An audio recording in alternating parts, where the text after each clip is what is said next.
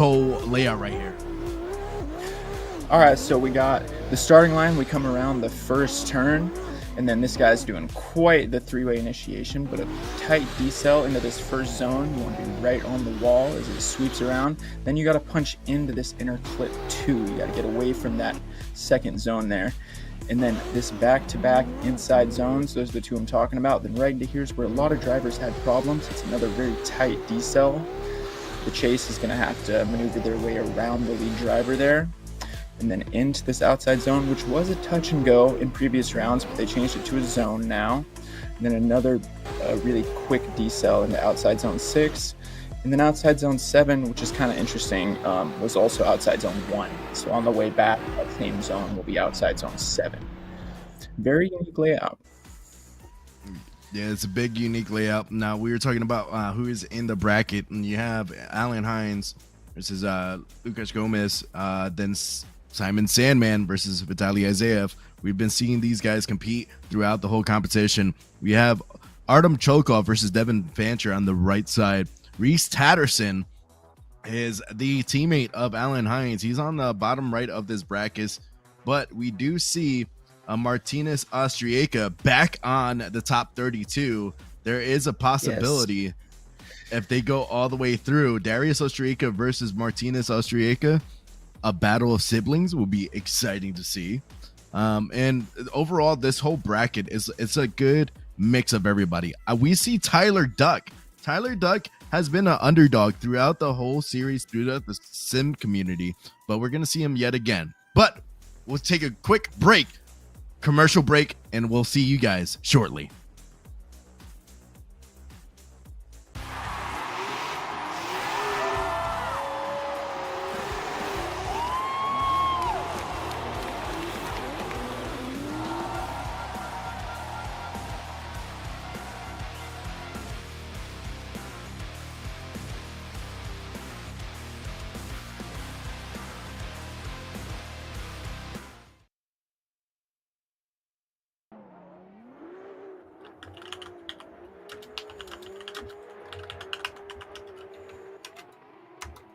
All right, we're back in Poland. We're getting ready for our drivers to come out here and get set up.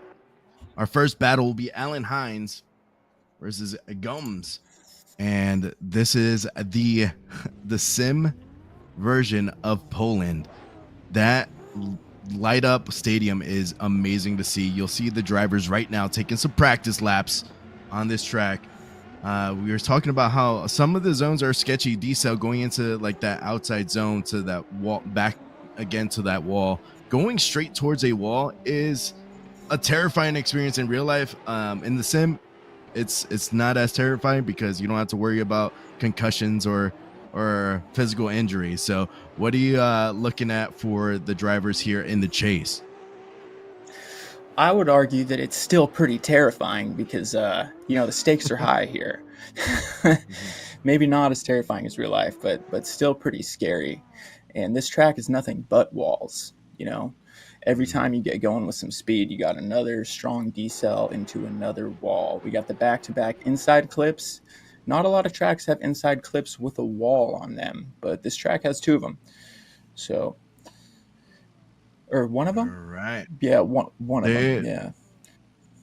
So we're going to see our drivers now. They already pitted. We're going to get situated. Compared to real-life drifting events, there's time. Like, you have to wait for time for the guys to switch to the pits and change out tires. But today, it's just sim. So if they need to do it one more time, it's back-to-back. It's quick. So we're having our first battle. Get ready. Alan Hines versus Gomes. Let's see how they drive out here. Alan Hines is in his iconic S15. And you have Gomes in the BMW, red BMW. We'll see how they perform out here. First battle of the top 32 for the grand finale of Virtual Drift Masters. All right. We're waiting for the lights. The real drift livery on that BMW. Alan Hines has been a very big part of the community for the sim world. So we'll see how he performs out here in the lead first. He did have the top qualifying run. Here we go. Alan Hines doing that roll up. Here he comes into this initiation, going into that first outer zone, and Gomes taps him right into the wall, going in a little too hot, but Alan Hines is gonna finish off this lap in the inner clip 1 and 2, going to outer zone 2. Beautiful fill out, a little bit shallow on that zone, but still knows that he had some contact in the beginning. Now he's going for a huge angle on the final 2 outer zones, going all the way around, and Gomes is just trying to keep that proximity, keep that pressure. Man, Gomes absolutely holding nothing back here. This was quite the initiation. So looks like Alan Hines took that decel a little bit stronger than Gomes had anticipated. And then they get right back into it like nothing ever happened as they slide into the zone. Gomes saying, all right, I can get this proximity back. You'd think he might want to play it safe here, but nope. It's Alan Hines doing a perfect lead run for the rest of it and finishing it out. Yeah, it's unfortunate to see that kind of initiation right off the rip. I think Gomes probably went a little too hot going into that first outer zone, but maybe that decel could have affected him. But we have them switch sides. In the lead now. Alan Hines in the chase from Ireland. Let's see how Alan Hines performs out here, coming in with a nice initiation, giving him some room on that initiation. Now he's going to surge on into that pocket, going to inner clip 1, transition, inner clip 2. It's a little shallow from Gomes, but here comes Alan Hines to reel him in like a big old fish in outer zone 3, going all the way through. Beautiful transition from Alan Hines in the chase to give him that room. Oh, a little bobble boat on that chase, but now able to finish that track. Here's a complete lap for our drivers. Man, that was a textbook chase from Alan Hines. A lot of the drivers had some questions about the initiation here. It looks like Alan Hines played it perfectly by giving him some space and getting right on his door as he comes in through this transition. Falling a little bit behind there, but makes up for it in this zone as a perfect lead run from Gomes, too. I didn't see a lot of mistakes. And then this transition here, Alan Hines getting right onto his door as they finish it out. I think this round's going to be pretty clear cut. Yeah, I love how Alan Hines, when he goes into outer zone 6, how he uses the angle to slow himself down and then get back into the fight. It's beautiful. So slide him left for Hines, slide him right for Gomes. And it goes to Alan Hines, gets the win, and he moves on to the top 16. Next, we have Simon Sandman versus Vitali Azaev.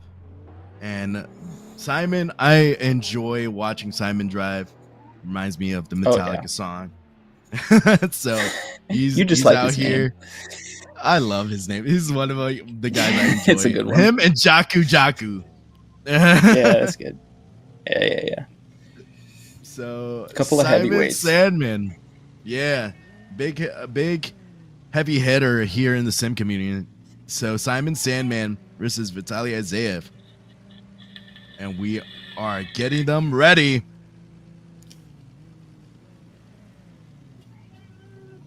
S chassis versus 2 S chassis going out here. We have a 180 in the chase.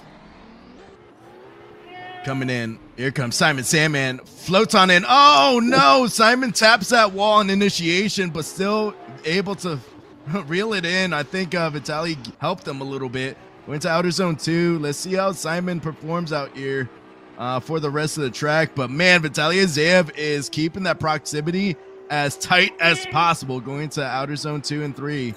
And beautiful fill out from these drivers all the way through. Man, so I didn't really see exactly what happened here. I'm curious to see it again. It looks like he does hit the wall in the lead, and then if it wasn't for Vitali in the chase kind of nudging him right back in, he might not have been able to correct there. The proximity here was absolutely insane. Also, Vitali literally riding against his door. That's beautiful as they come into this outer zone. And then this tough transition here does fall back, but then surges right back onto his door, literally pushing him across the line. I love to see that. It's great to see these guys coming out representing their teams. IRT has been doing really well in the sim community. They've been not, I wouldn't say the underdog, but they've been going up there ruffling feathers for top dog teams out here. Here he comes, Vitali Azaev in a nice initiation. Simon Sandman tucks right into the pocket, right off the rip on the initiation. Enter clip 1 is good. Enter clip 2 is fantastic. Going to outer zone 2. Here comes Simon Sandman using that proximity to his advantage, reeling him in to outer zone 3. Money transition, bumper to bumper, all the way through outer zone 6 and 7. Oh, mercy. Man, Simon Sandman looked like he really had something to prove here. He probably knew that mistake on the first run would be accredited to him, so he absolutely sends it right onto his door, front wheel against the door, that whole first zone there, giving him barely enough room for the transition and coming right back onto him. This is a great chase run, but without a great lead run, that doesn't happen, right? So then back into this last zone right against his door. Yeah, beautiful, beautiful, beautiful chase here. I did see there was possible that it might have been some contact on that transition. Yeah. It's going to be another pin on Sandman. So slide him left for Sandman. Slide him right for Azaev. And Azaev gets the win and moves on to the top 16. Simon Sandman has to pack up his bags, head on out. Beautiful performance for him throughout the whole season. I love watching him drive. Great performer out here. Next, we have Nico, the Kid, Stella versus Steven Jarboe. And Steven Jarboe is representing AOM. Nickname? Yeah, the Kid, Billy the Kid, Nico, the Kid, Stella. I like it. We have Nico out here. Last round, it was his birthday. This round, let's see if he gets another podium. From Spain, representing the Escuco livery. Escuco versus AOM.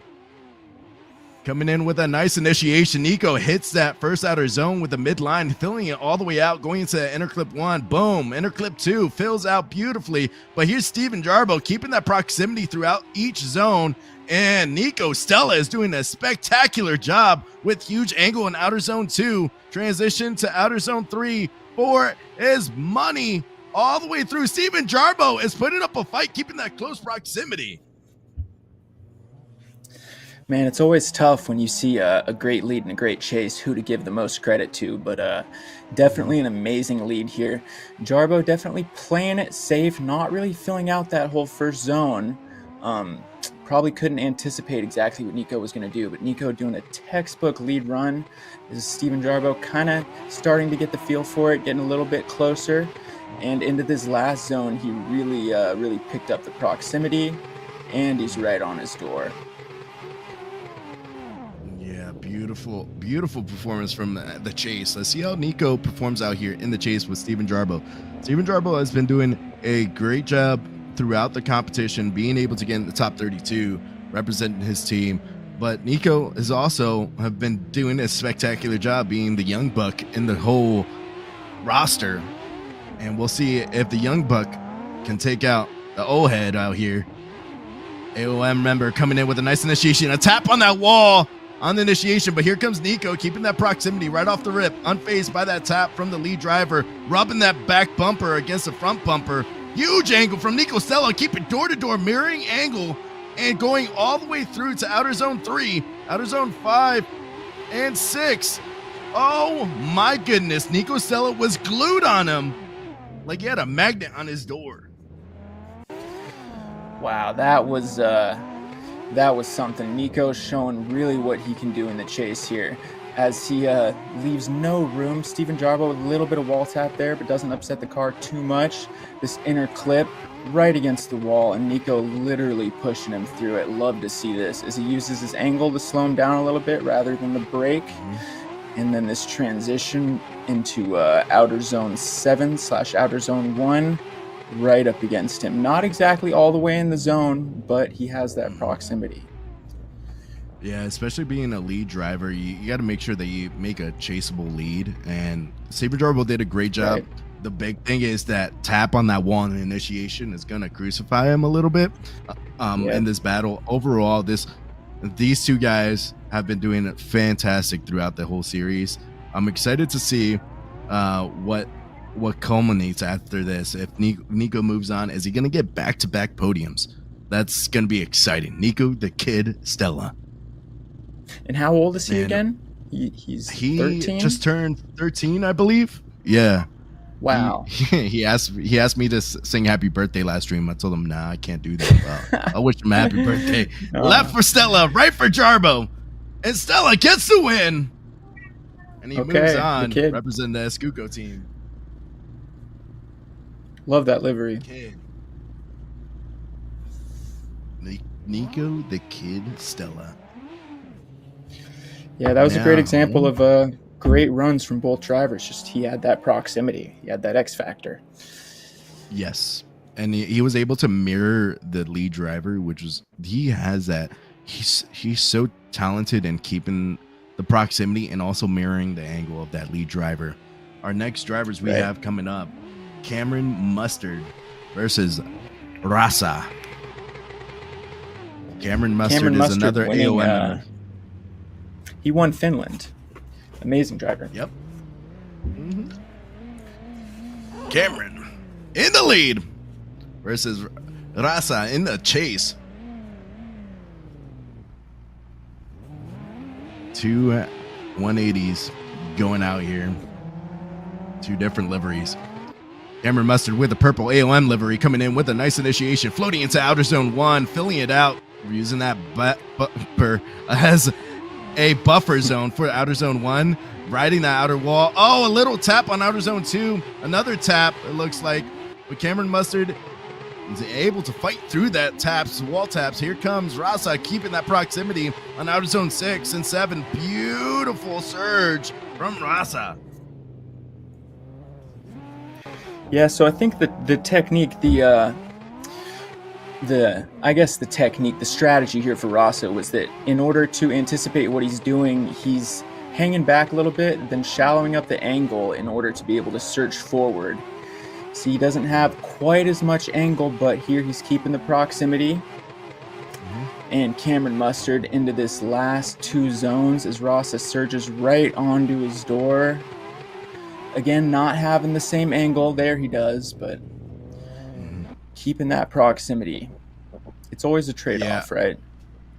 Always a trade-off. And I saw in chat, is everybody running the 180SX? Is it that good for the VDM pack? A lot of what I talked to the drivers is the 180 was very versatile for each track, so they ended up using that. But here we go. Rasa in the lead.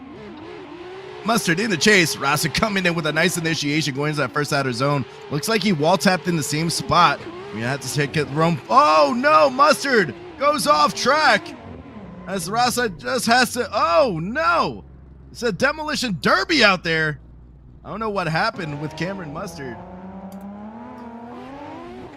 Yeah, what happened here?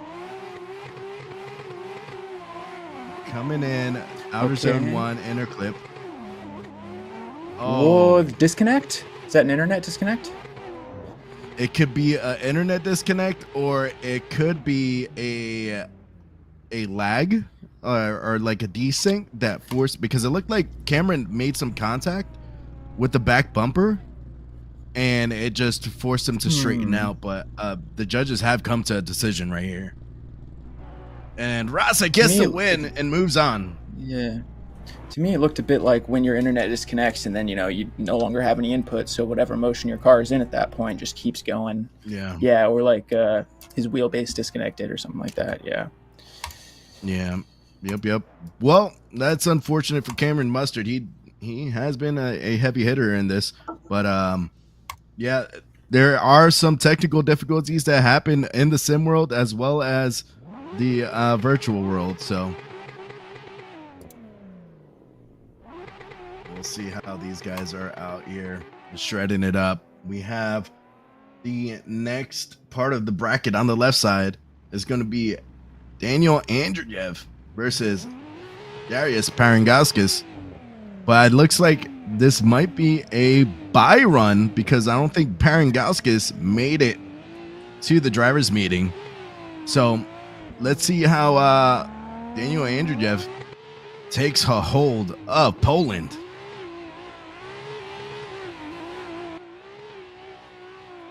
That 180 is so feisty throughout each zone and each track throughout the whole season.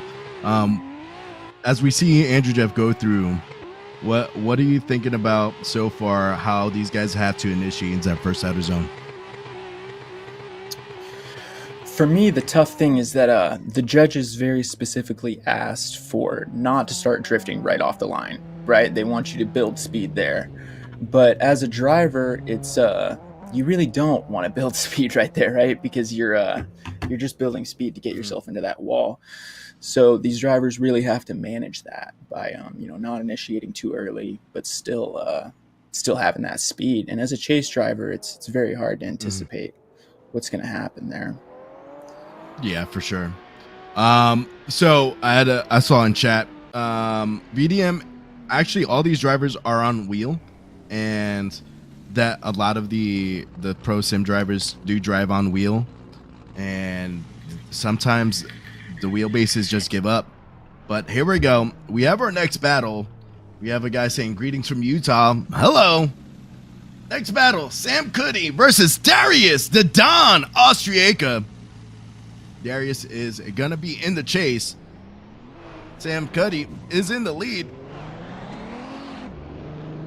Let's see if he could put some cuts into this track going in with a nice initiation, but it was a little bit shallow going into that first outer zone. But here's Darius Austriaca with that A90 Supra, keeping that proximity as tight as possible. A wall tap from Sam Cuddy on outer zone 2, going all the way around and transitioning beautifully into outer zone 3 and 4. Oh my goodness. Darius the Don Austriaca has a proposition for you, and it's something that you can't refuse.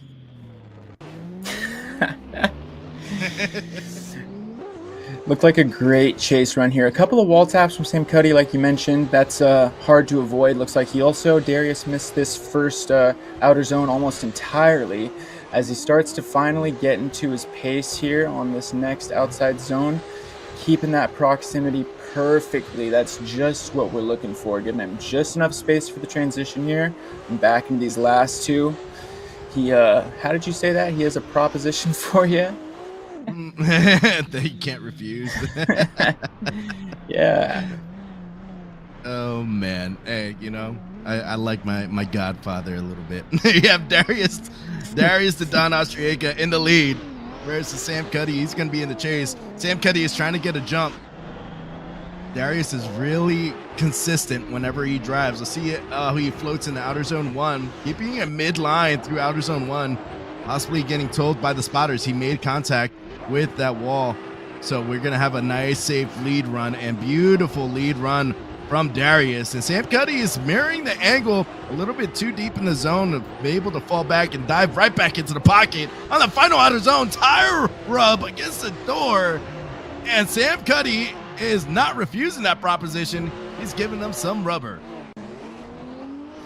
I think something we're going to see consistently here is that for the first few zones, the chase driver really has to learn what the lead driver is going to do, what their intentions are, and then in the last few zones, they really get to put the proximity on because they get the feel for it. As we see Sam Cuddy still kind of figuring it out, but he's mirroring that angle perfect there. It's hard to ask for much more. And then as we get into these last two zones, he really puts it on him. Perfect. Beautiful. Just riding him across that outside zone 7. Beautiful, beautiful. Yeah. Then we got another person saying hello from Ireland. Hi. Hello. We have these two drivers out here. I think Darius updated his livery a little bit. It is different. His yeah. Flag. Yeah. His flag, it looks a little war-torn, battle-torn.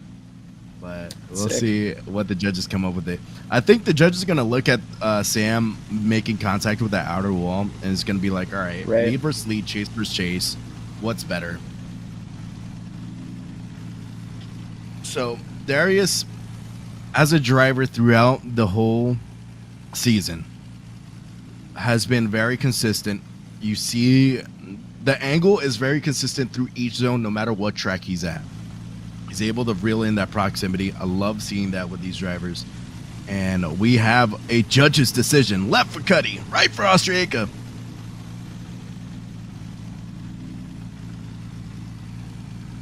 suspense is killing me. And it's Austria gets the win, split decision. They wanted one more time. I kind of expected a one more time, really.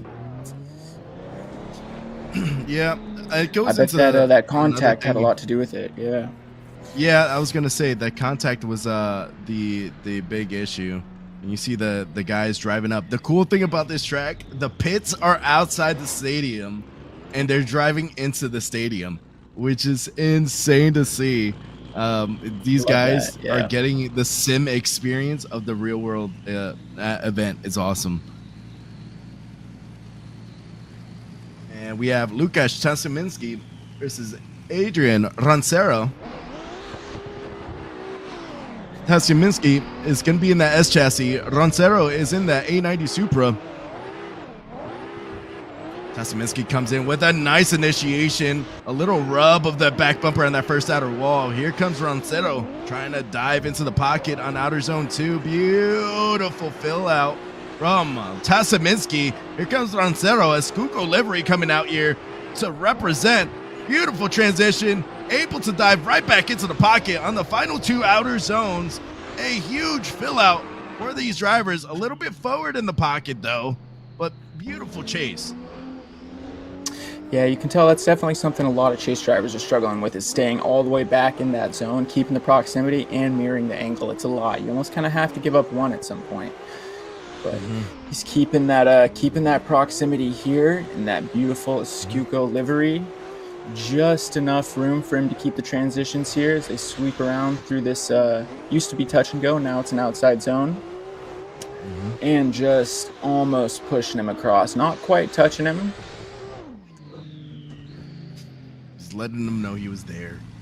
Just letting them know. I like that red Skuko livery. It's nice. Yeah, it is. It's a clean livery.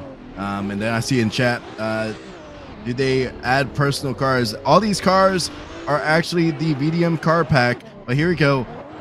Ronero coming in here, e-brake pull into that first outer zone. But man, Tuminski is keeping that proximity right off the rip, knowing he has to be dialed on this chase run, has to surge into that pocket. Ronero using some left foot brake to massage his car into the outer zone 2. And 3 is beautiful transition into his final 2 outer zones. Oh, what a float from Ronero. But Tuminski is keeping doors, baby. Yeah, that was the chase run he needed to have, I think. He knew what he had to do, and he performed as he falls right into it. Little bit of bobble there, but he picks it right back up, giving him room for the transition. A little bit shallow on that inside clip as well. You can tell that he's still kind of getting the feel for it in the first half of the run, figuring out the pace here.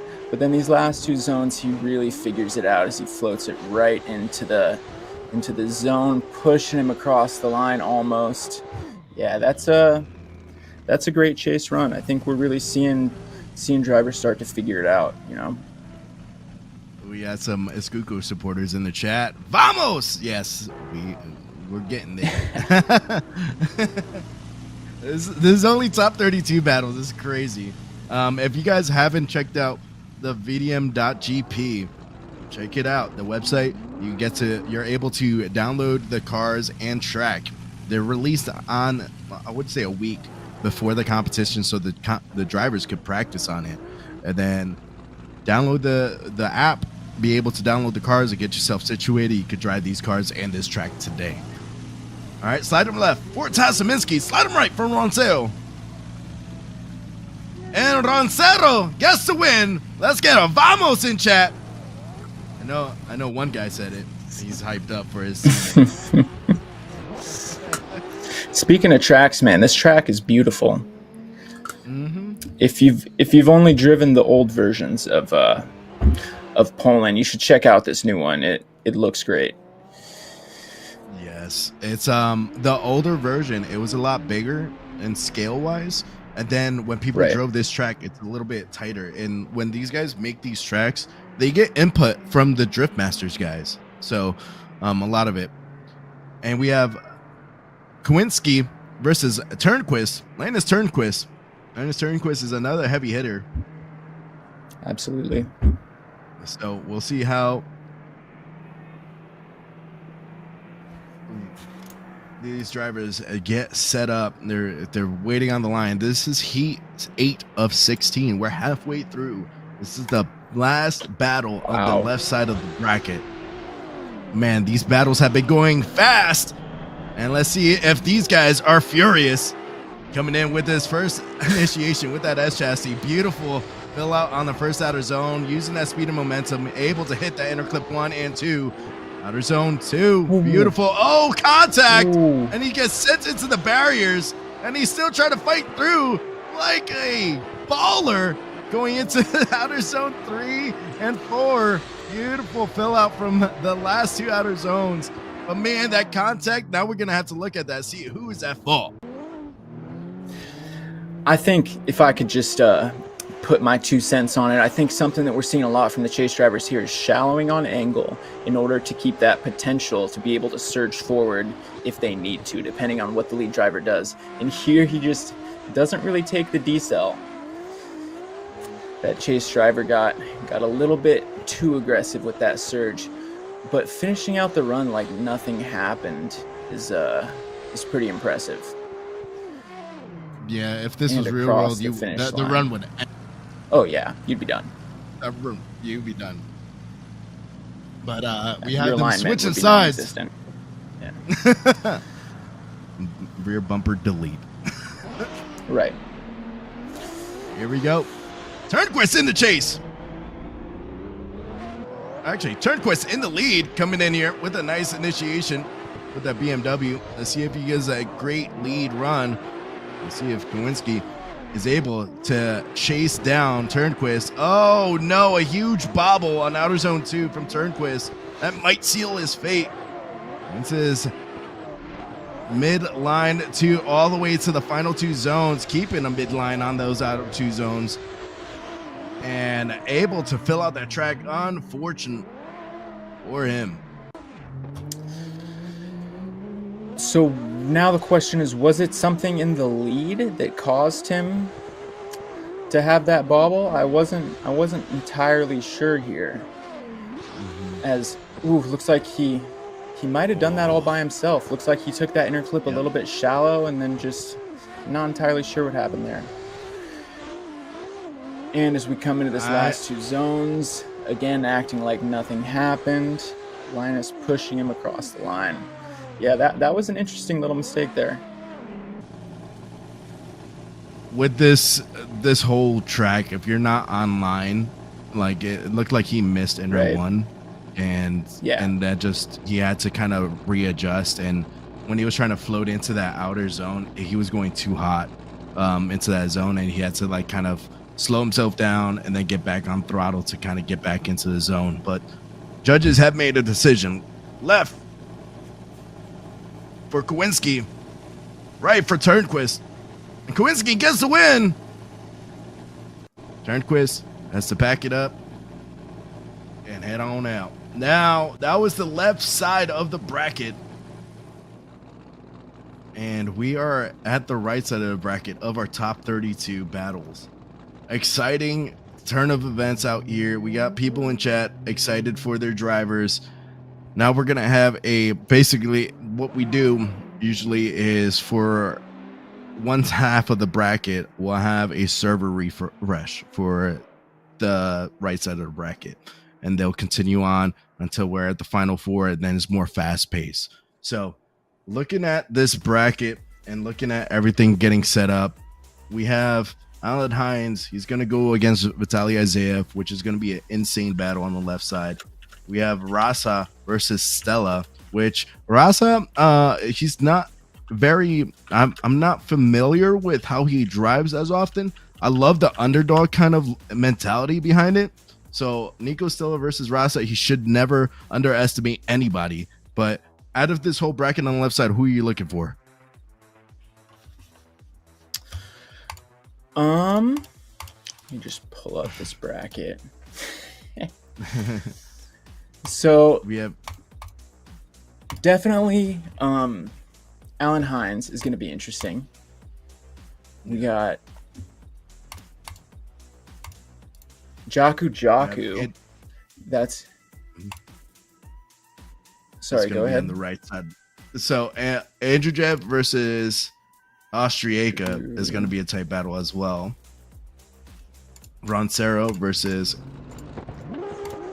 Kinsky is going to be a exciting battle as well. We got Reese Tatterson versus Wallman. That's going to be good. Oh, yeah. Jaku versus Olech. I'm not familiar with Olech. Olech is he's actually very consistent at times.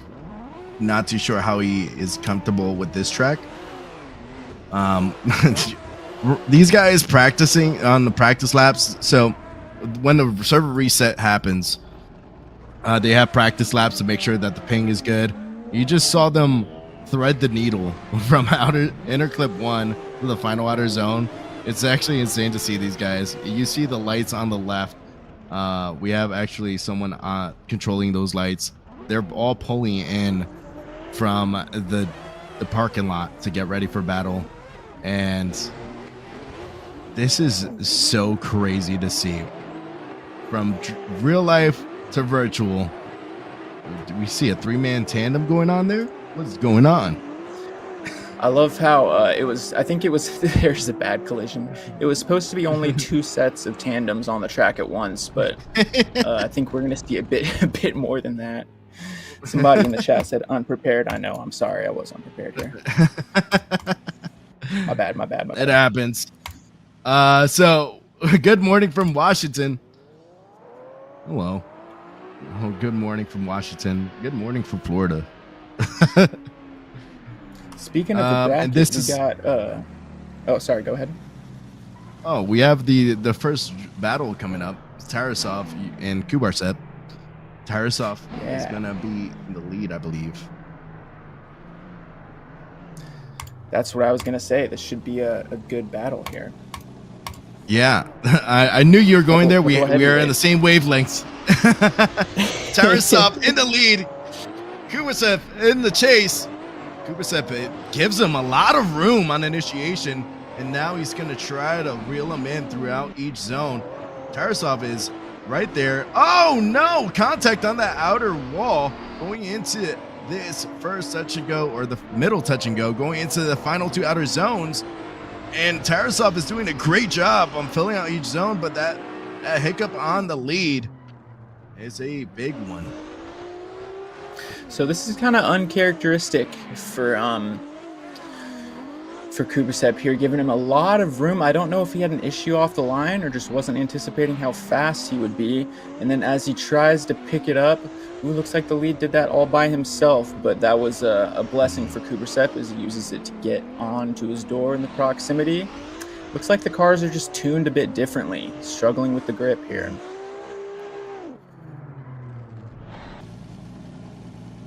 Yeah, there's a lot of things going on with these car packs. They want it to be balanced for everybody. So the Driftmasters drivers had some input on the data on the cars to make them as competitive as possible. But here we go. Kubarev in the lead.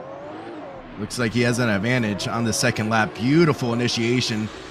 Huge angle going to that first outer zone, but here's Tarasov keeping that proximity all the way through the inner clips, going to outer zone 2. Beautiful fill out from Kubarev, but here's Tarasov keeping that proximity, knowing that he made a mistake in the lead, needs to reel him in as tight as possible, going all the way through the final 2 outer zone, whispering into his helmet, "I'm here to talk to you about your car's extended warranty."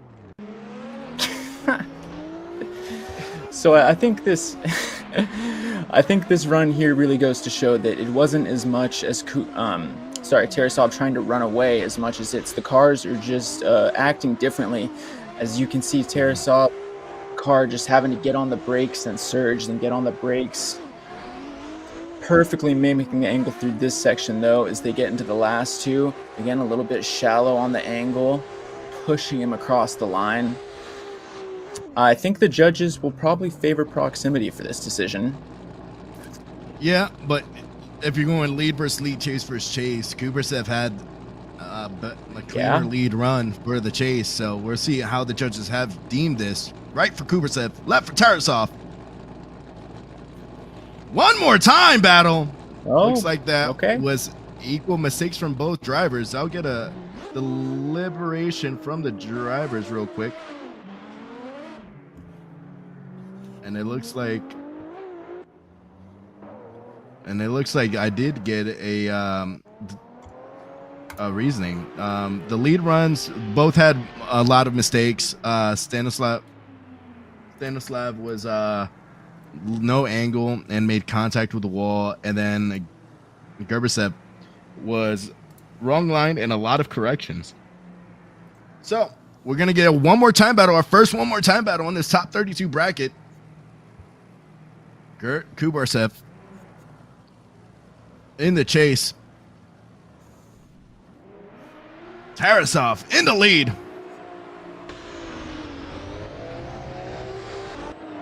Here he comes. Tarasov coming in with a hot initiation, going inside first out of zone. Wow, shallow angle inside first out of zone. Almost chokes up. Kubarev wasn't expecting that on that initiation, but here comes Kubarev using a lot of angle and now trying to reel him in, showing up some angle to dial in the proximity. Now here comes that big surge from Kubarev, but man, Tarasov is just on a tear, going through each run. Speed is key, is what he's thinking. And I just have to wonder if the judges are going to view this as running away. As he had a little bit shallow of an angle. Kubarev doing a decent job in this first one, a little bit of a bobble there, or first zone. And then as we come in here, it looks like Tarasov just really shallows up and speeds away a bit as Kubarev's doing everything he can to catch up. We get into this last zone. He does pick up a little bit proximity, but then loses it right away. As he himself is shallowing angle, trying to catch up. Yeah, it's tough. We'll see how the judges view this. Yeah, the judges will definitely, they did dock him last run on having a shallow angle. So that was, he was really fast. And it's because of the shallow angle. You need some angle through each zone. But here comes Kubarev in the lead now. Coming in with a nice float into the first outer zone. Uses that left foot brake to massage that back bumper against that first outer wall. Fills out first inner clip. A little bit shallow on inner clip too, but able to dive into the second outer zone. And here's Tarasov knocking on heaven's door of Kubarev, going into that final two outer zones. Beautiful angle from Kubarev and beautiful lead lap from Kubarev. Oh, mercy. I think this run just goes to show that Tarasov can have that heavier angle. You know, he can do a run that's not as shallow because he's doing it perfectly here on the chase.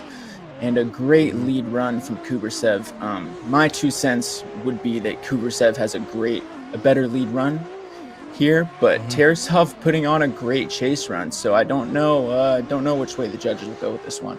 It's tough. Yeah, he has really a lot of proximity angle there. Yeah, it's awesome.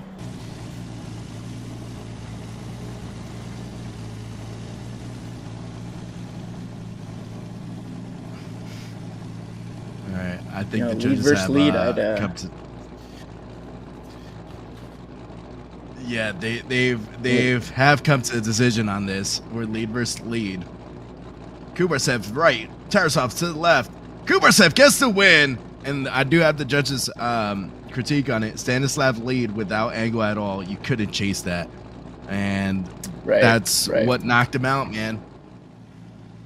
Yeah, it's just some running away. Whether or not it was intentional, don't know. You know, can't speak on that. But that's how it goes. Yeah, it's you could see Gert was expecting more angle, and then he had to shallow up angle to kind of chase it. It's unfortunate. Like when you're a chase driver, you're expecting that lead to give you the door. That's what you have to do. And as a lead driver, make it easy for the chase driver to chase you, and make a 100-point run. You know. But here we go. We have our next battle: Nick Hang versus Hassan Sherif, and Nick Hang has been hanging around each top 32 bracket, and I've been always using his name as a pun. Let's see if he'll hang that bumper this. on the walls.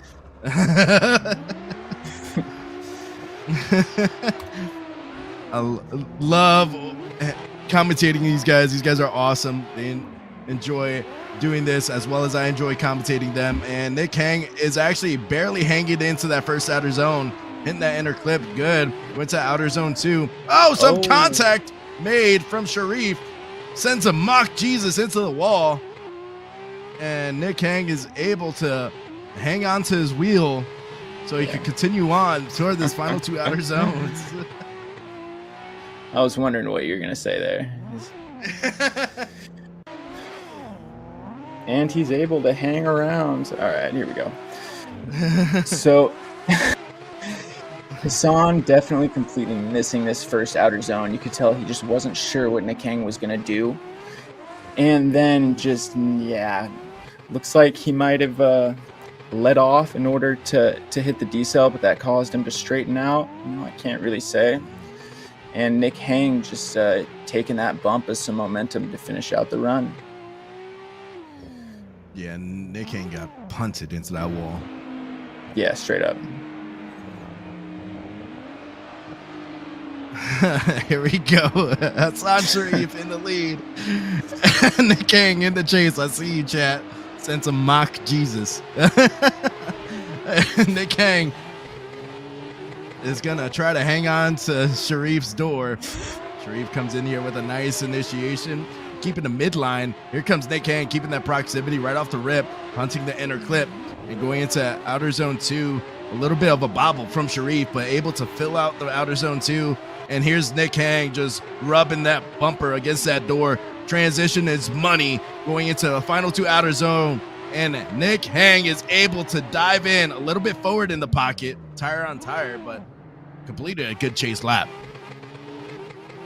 Yeah, finished out the run. So this was a great lead and a great chase. Makes you wonder how the judges are going to view this, as that first run contact, they're definitely going to be the deciding factor. Hassan Sherif coming into this zone with great angle, and Nick Hang hanging into that perfect angle the same way, mimicking it, and into this last zone looking solid. Hassan Sherif is a great lead run, very chaseable. I think whenever you see the chase being able to get close like that, it's not a sign that the lead was slow, it's a sign that the lead was predictable, which is what the judges want. Yes. So slide him left for Hang, slide him right for Sherif, and Nick Hang is hanging on in there, going to the top 16. Hanging in there, yeah. Quick decision. So I guess that contact was accredited to Hassan Sherif, unfortunately. So all these drivers do play on wheel. Now, whether if they're on hood cam or roof cam or in a third person or first person, I could only say from what I know, 2 drivers, and I think it's the actual Drift Masters drivers actually drive VR on here, and that's awesome to see. Paul Korpelinski, you'll see him coming up later. He was in multiple top 32s. I don't think he actually made it in the top 32 bracket. No, he did not. But here we go. We have Artem Chokov versus Devin Fancher. Devin Fancher is the chase driver in the BMW AOM purple livery going in. Artem Chokov laying down some artillery fire right here. Beautiful fill out on the inner clips going to outer zone 2. A little bit of a bobble in the lead, but man, Devin Fancher coming in, diving into the pocket, rubbing that front tire onto the door. Beautiful transition, bumper to bumper. Wow. And able to dive right back into the pocket, rubbing doors, baby, all the way around. Wow, Devin Fancher really turning up here. We love to see that. But, I'm always saying with a great lead comes a great chase. As he uses this first zone to kind of get the feel of it, kind of get the speed, and then just straight diving in, saying, you know what, I'm not going to hold anything back anymore. We got right on his door and mimicking angle, too. This is a great chase run. And with this last transition, really got it figured out at this point. He's literally pushing him across the line. Let's go. Let's go. That is insane. Devin Fancher, I was able to share a meal with him in at Englishtown when I went there for an event, and he's actually a prior service member. He's pretty cool to have a conversation with him. But now we have him in the lead, coming in with a nice initiation, floating into outer zone 1, and able to lock in angle all the way through outer zone 1, diving into inner clip 1. Beautiful transitions going from both drivers. Devin Fancher fluid all the way through, a little bit of a correction going into outer zone 2 and going into the middle outer zone to the final outer zones. Is beautiful from Devin Fancher, but Artem Chokov is right there, keeping the proximity and mirroring angle. Wow, I do not want to be the judges on this one. This is Chokov. He read the assignment here. He knew exactly what he had to do with the perfect amount of momentum, sliding right into that pocket, mimicking angle too, just looking great.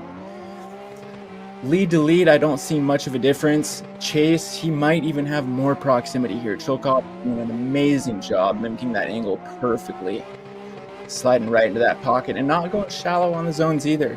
Just wow from both drivers on this one. One more time? Maybe. Let's see. Slide him left from Chokov. Slide him right for Devin.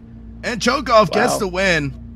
I would say with lead versus lead, chase versus chase, Chokov did have more of a mirroring of angle versus Devin was just reeling in the proximity as close as possible.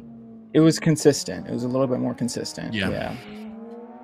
So Chokov was able to mirror the angle and keep that close proximity, and then Devin was keeping the proximity, wasn't really mirroring the angle, but he was really close to him, pushing him across the line. So here we go. We have our next battle coming up. Ernestus Jaku, who is our lead points.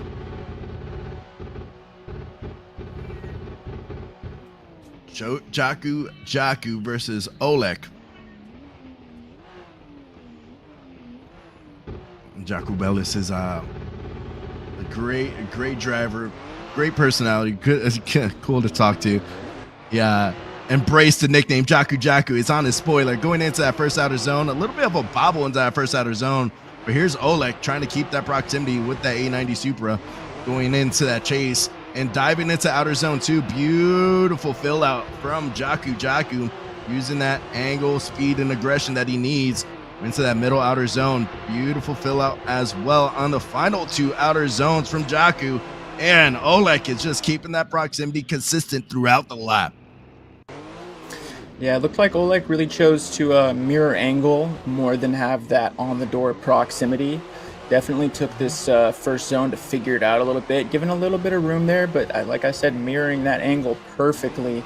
We come into this next outer zone that's been a problem for a lot of drivers. He did miss the first section of the zone as he falls back into it, still with that same angle though, and then surging up for this last zone. Got it kind of figured out by now. Looking good. Being able to massage right back into the pocket after transition is so great to see. Oleg did a great job with that transition, that final transition. He was able to dive right into the pocket. It was insane to see. Now we have them switch sides. Jaku is in the chase. Oleg in the lead. Here we go.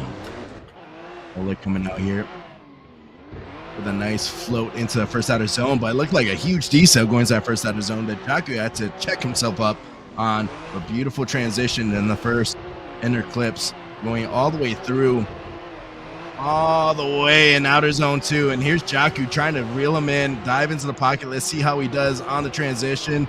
Able to surge? Yes, he is. He's coming right for that door of Oleg as Oleg is filling out the final 2 outer zones. Yeah, I think Jaku knew exactly what he had to do here. He had to put down a clean chase run and just keep that little bit of proximity. Right there, he went a little bit too hard. I think the judges will definitely view that pretty harshly. But this next transition that most drivers are having a pretty tough time with, he's right on his door. Just having a little bit more proximity than in the previous run. And this last zone, we've been seeing drivers kind of surge right up as Jaku was no exception, right onto his door. showing why he's the #1 points holder here. We have these guys already a decision. Jaku to the left, Oleg to the right. And Jaku gets the win and moves on. Oleg did a great job performing out there in the lead. Yeah, I'm curious how they accredited that first mistake in the zone 1 contact there in the second run. Yeah, that's one thing I'm gonna ask. I wonder if he pretty much parked it on that initiation, maybe. Yeah, I don't know. Could have been. It could have been that, because going into that initiation, you want to be as fluid as possible. You don't want to stop. But it's hard to anticipate as a chase driver. You know, you really don't know. Yeah. That was one of the decisions. That initiation was way too slow, too much brake. But now we have Ducky in the lead. And we are going in here. Beautiful. Wow. Huge angle on that first outer zone, and able to dive into interclip 1. Interclip 2 is great. Going into that second outer zone, being able to fill it out, able to dive in. The chase driver right here is being as spicy as can be. Loving the proximity from him. Oh my God, he had to use some angle to hold himself together on the second outer zone from the chase driver. I wonder if he went too hot in that final 2 outer zones, the chase driver. I thought he was going to hit the wall for sure, and it looks like he just barely avoided it. Tyler Duck with the aggressive initiation. That was spicy. No front sway bar spicy. I love that. And then this next transition here, the chase driver, I'm not sure how to pronounce his name. It looks like he was shallow on angle in a lot of spots, and here he goes so deep but just barely avoids that wall, keeping the transition. Nothing too crazy out of the chase here. Definitely a great lead run from Tyler Duck. Love to see him. Let's see what he can do in the chase. And man, Tyler Duck has been an underdog throughout each competition he has. He's like a rookie out here. I love seeing how he performs, doing a big old Scandinavian flick. I think he's going for a side-by-side initiation, and here comes Tyler Duck, able to hold the angle and try to dive into the pocket of our chase driver coming in. And beautiful transition. Tyler Duck, bumper to bumper, all the way through outer zone 2, keeping that proximity. And here comes the middle outer zone, going to transition to the final outer zone. Tyler Duck needs to reel him back in, and using that angle and speed and momentum all the way through. A little bit of corrections going through that final 2 outer zones, but oh mercy. Wow, there was a lot going on in this run to unpack here. So in the initiation, I love that that S15 here doing just what Tyler did in the first run with that nice spicy initiation. Tyler following into this zone, has that S15 did tap the wall here, but didn't miss a beat. Tyler keeping that proximity that wasn't there in the previous run, really reeling him in here, missing that zone entirely though. That's going to be a big mistake. Little bobble there also. A lot of mistakes from both drivers, but also great runs from both drivers. So we'll see how the judges view this one. With maybe one more time. Thing I've noticed, I think it might go one more time maybe, but that's up to the decision of the judges. I do like the lead lap a little bit better. If you're going lead versus lead, chase versus chase, Tyler Duck was able to mirror the angle a lot more efficient, and keep in the same line. When you had the S chassis on the chase, he had to correct himself going to the final 2 outer zones, where you had to like, oh no, I'm about to hit the wall, and then dive back into the pocket. Right. If you're looking at fluidity wise, I think Tyler Duck might have gotten it. I could see this going one more time as well. The S15 definitely used the strategy of shallowing up on the angle in order to have that potential speed to be able to keep the proximity. We didn't see quite as much. Yeah, see here he's super shallow on angle, just to be able to not get left behind, you know. Mm-hmm. And there we see the same thing again. Yeah, I do see the proximity from Tyler Duck from the chase was great. Man, this is a tit for tat. Well, the judges have come to the decision. Left for duck, right. You gonna try to say the name? And it looks like one more time. I was thinking about saying his name. If anybody knows how to say his name in chat, by all means. I feel terrible. I do. Killa? I want to say Killa. Yeah. But That's, you know, I can't say that sounds commentary. Right. Yeah, I don't think it sounds right. But Tyler Duck going out there being very aggressive on the initiation. If anybody does know how to say his name, type it phonetically in chat. Yeah. That's one. Man, you know what? I'll come up with the nickname. Stone Cold Drift Killer. There you go. Just, because you coming out here. Killa. Okay. Yeah. We going. He's the killer. I like it. He's Let's see if Tyler Duck does the same initiation right off the rip. Coming in with a nice, actually a very conservative initiation, going to that first out of zone. Beautiful fill out in the first inner clip. Beautiful going into inner clip 2. Was there contact on the wall? Oh no! Ooh, oh yeah. Okay, Killa makes contact on the second outer zone of that wall. And here comes Tyler Duck being able to fill out the final 2 outer zones. So it looked like we saw contact from Killa here and from Tyler Duck as well, one right after the other. Tyler Duck with a bit more conservative initiation. The chase keeping a lot more proximity here, not having the same issue of shallowing the angle, really picking up on his mistakes. But there, the chase had some contact, almost straightens out entirely, as Tyler Duck also did tap the wall there, not quite as bad. And then we get into this last zone. Everybody picking it up, fixing their mistakes. It's too bad for that contact. Hey, Killa. Hey, Killa. Hey, Killa. I actually like his name. Hey, Killa is in the lead. Yeah. Hey, Killa is in the lead. And Tyler Duck is in the chase. You know, being a commentator, people give me grief. I mispronounce some names. Sometimes I pronounce them right. Sometimes I butcher them. But Hey, Killa is in that first outer zone. A little bit shallow line, but there's Tyler Duck mirroring the angle going in to the second outer zone. Tyler Duck needs to have a good chase. Oh no, a little bit of contact on that outer 2 wall, but here comes Hey Killa going to that second to last outer zone. A little contact on that wall as well, but Tyler Duck is trying to be as conservative as possible. Oh my goodness. Something kind of interesting here. I think this might be our first front end to wall contact in this inner clip. As we see Tyler Duck, I believe, tapped his front bumper against this inner clip. We'll see it right here. Boop. And then it causes him to fall back a little bit.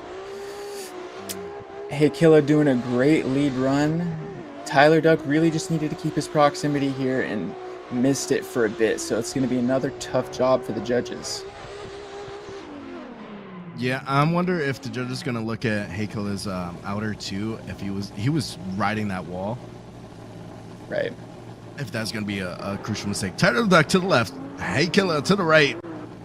And Tyler Duck gets the win, moves on to the top 16. Let's get some duckies in chat. And we get a question in the chat. Why is this not real drift race?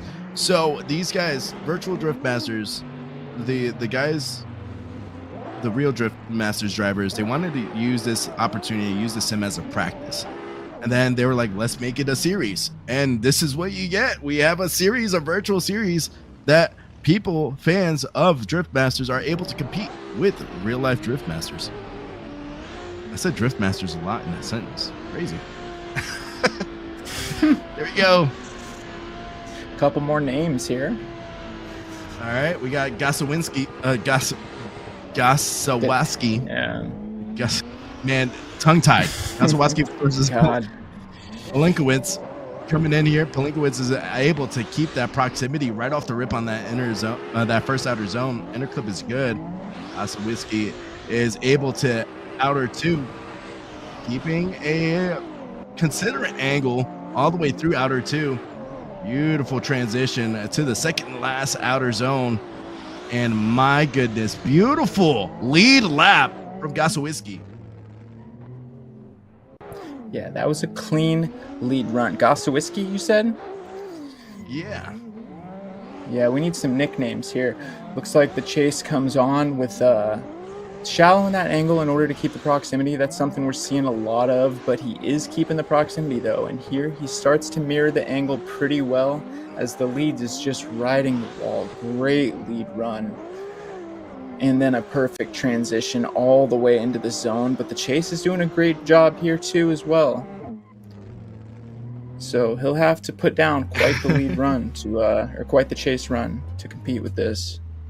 I see in chat, it's funny when non-Polish language person tries to read a Polish surname. It's hard because I would prepare for this, and it's not the same when you're actually doing this.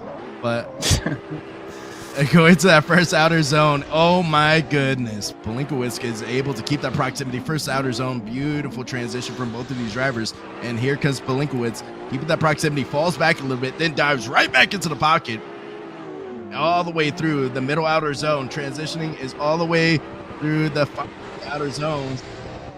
All the way around money. Yeah, this is, I'm already going to predict a one more time on this as we see a lot of the same mistakes, a lot of the same strengths here as the Pinkiewicz, you said, comes into this next zone, sinks right into the pocket. Both drivers right on the wall.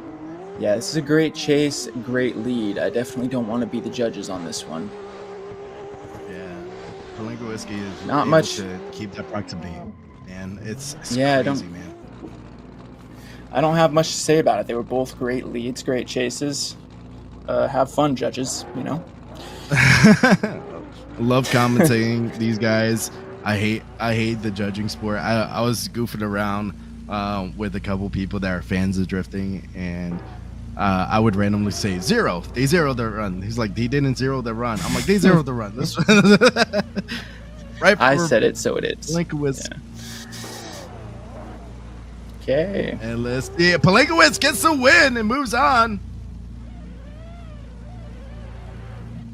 Man, the hardest thing I would say, besides seeing these guys like compete in this elite caliber, last round, some people were like, these guys were so good that I don't even know if I want to drive sim anymore. Right. Yeah, seriously. Right. Somebody in the chat asking how much horsepower these cars have. These cars have 800 horsepower. It was 1,000 for or 900 some for DCGP, which is where these cars originated from. And then they changed the power curves a little bit to make them more realistic. As you said, the Drift Masters guys had some input on it, and so they are now 800 horsepower. Which is plenty. Right. If you drive the cars, they feel just like any pro car, you know. So we got a tip in the chat, and I appreciate the tip. And that A with the little tail on the bottom is better read like an O. So, weird. So, Saweski. Yeah, I love. So that's one thing about. So I love Virtual Wise because I love interacting with chat. When I do it in real world too, I try to interact with chat as much as possible too. But it's the interaction between the fans with the commentators is something that I wish at times real world events happen more often. But now we have Reese Tatterson versus Wallman, which I used his last name as a pun a lot in the previous round. But here it is, Reese Tatterson in the lead, Wallman in the chase.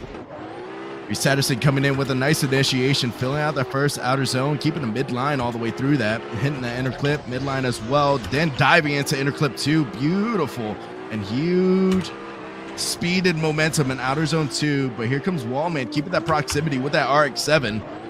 And here comes Reese Tatterson to that final outer zone, filling out outer zones on the last part of the lap was great. I thought he was going to hit that wall so hard.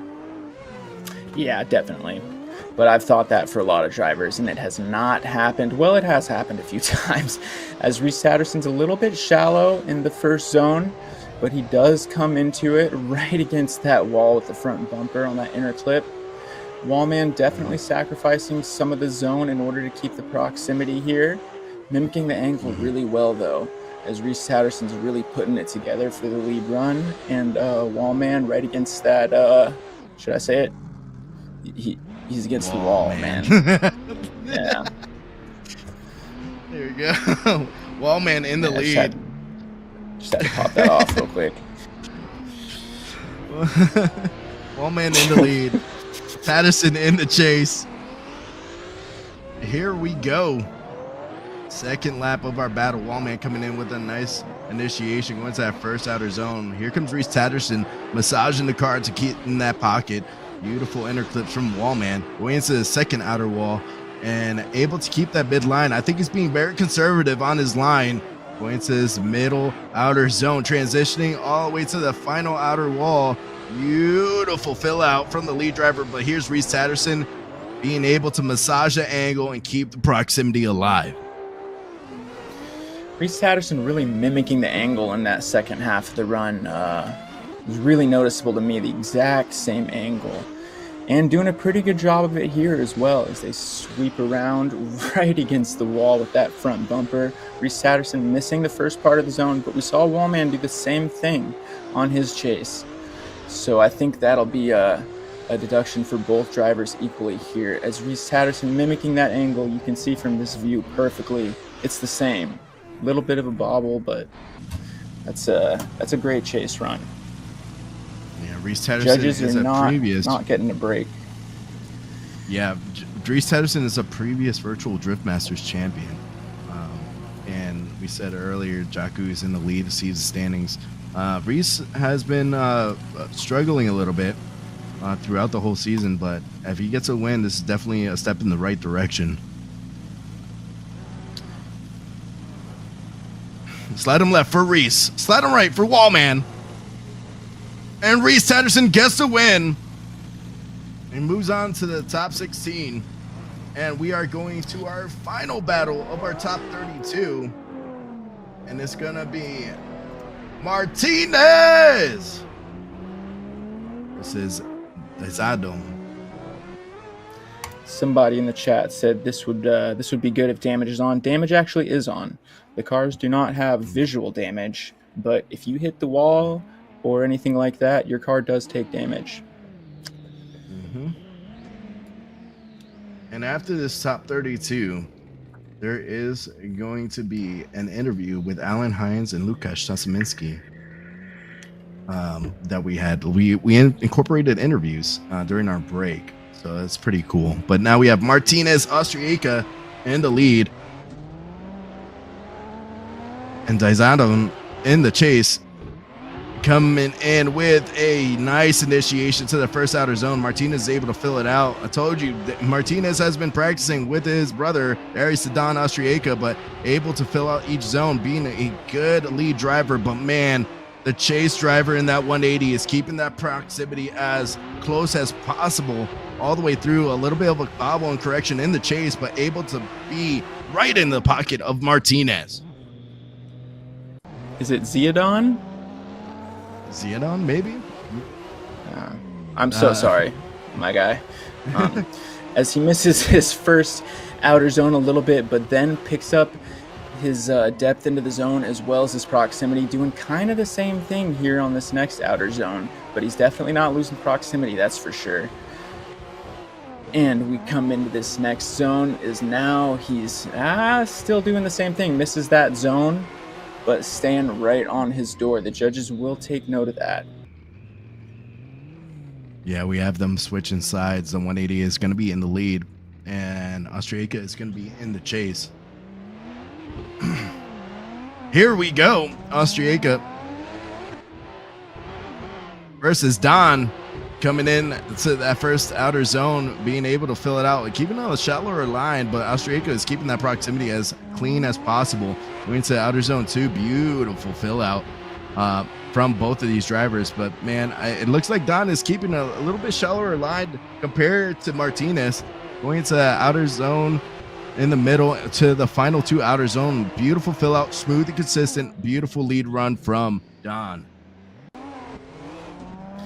Yeah, something that's definitely worth taking note of is that at this level of drifting, hitting the zones is the bare minimum.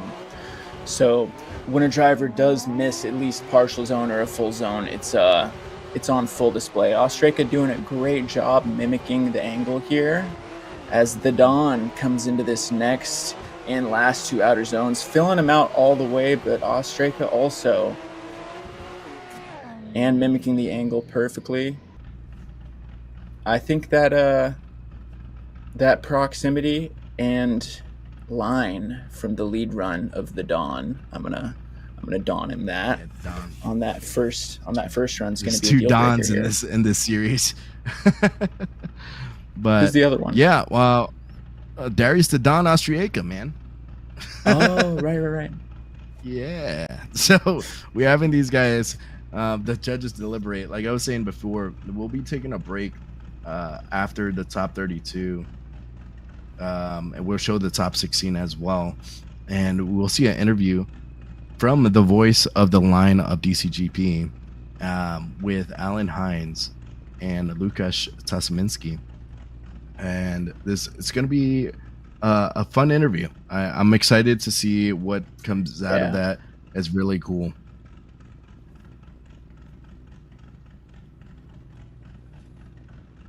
And it looks like that's just the see in chat. Tiny, your voice. Jeez. Wake up. So we have our judges coming up with the decision. Martinez, Austria to the left, the Don to the right.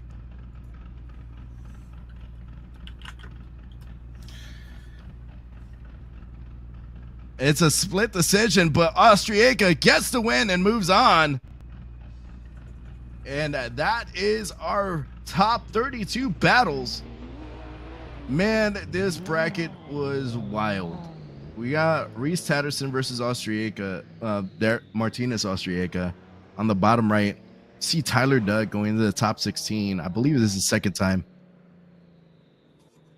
And overall, this top 32 has been outstanding. So what are you thinking, Jake? I'm thinking I'm ready for the top 16, man. That has been a lot of heavyweights, a lot of good battles, and let's see how it plays out. So we'll catch you guys shortly. Well, this is our top 16 bracket right now, our G2A Meta Pro bracket. You have Alan Hines on the top left. He moves on versus Vitali Azaev, Nico Stella, Rasa, Andreev, Darius Austria. Jaku is still in the fight to secure his top position in the overall season standings.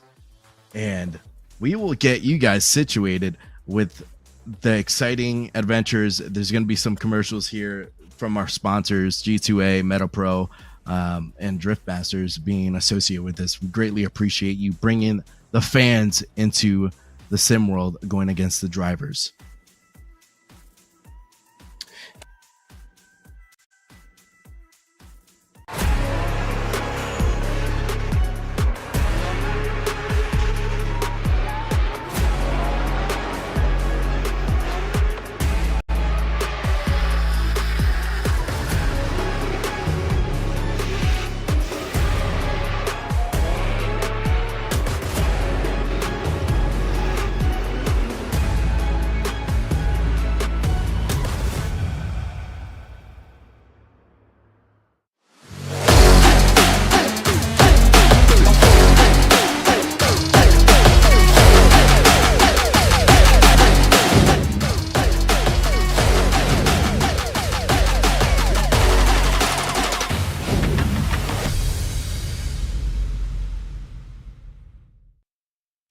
Hello everyone and welcome.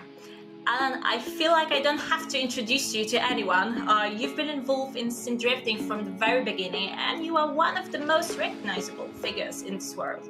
So how do you see the evolution of virtual drifting over the past 10 years, and what do you think is still missing when compared to the real world?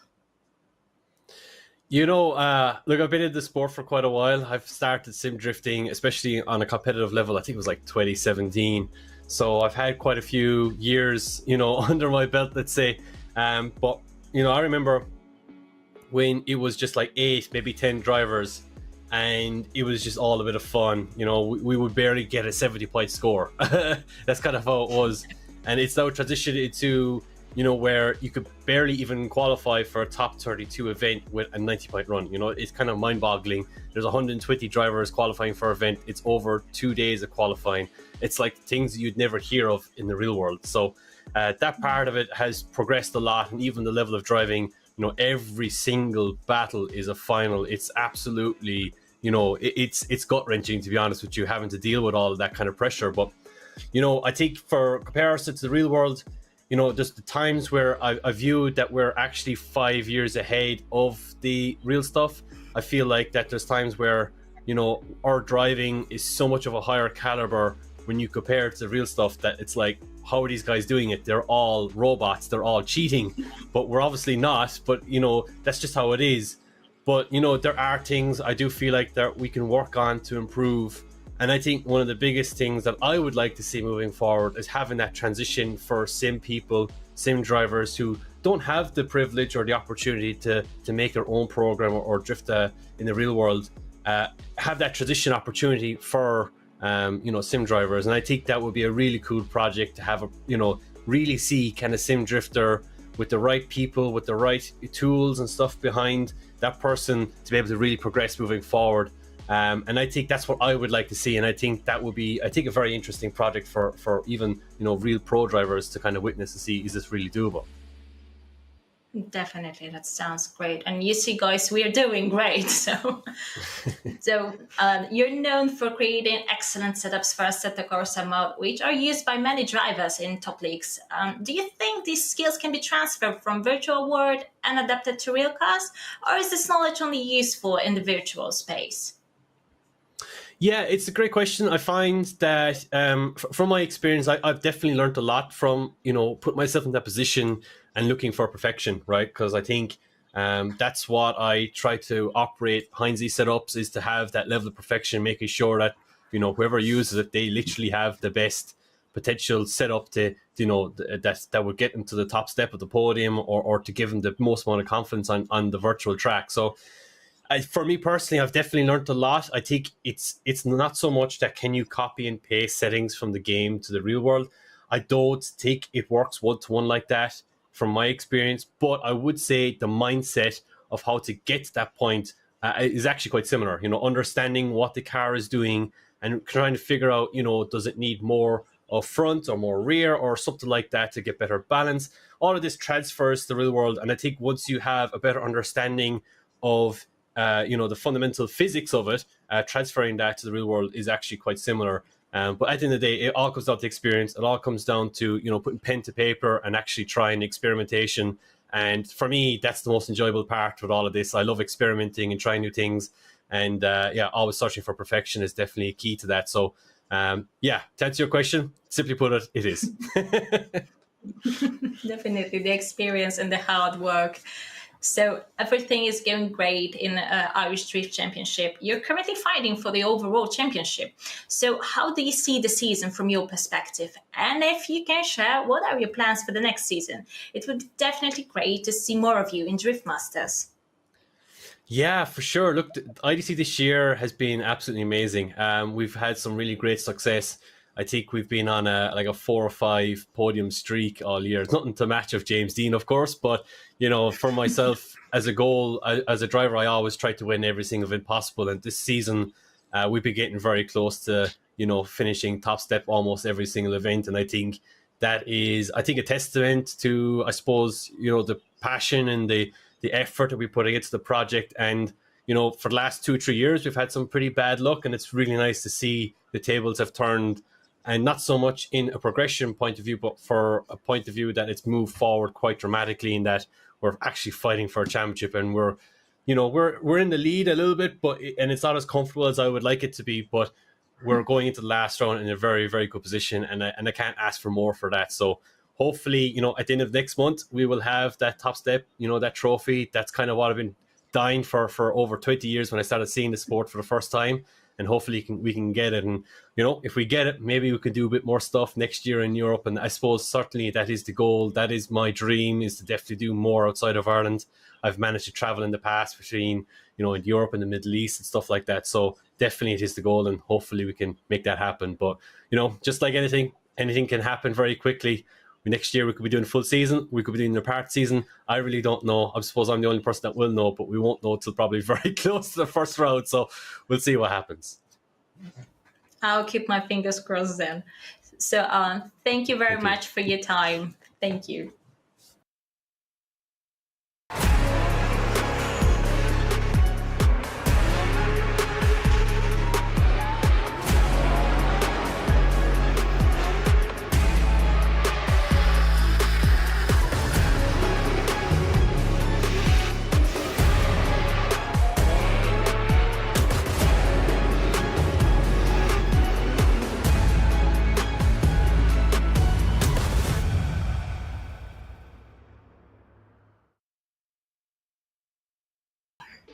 Hi everyone and welcome. Today we are hosting Łukasz Tasiemski. Hi Łukasz, how are you?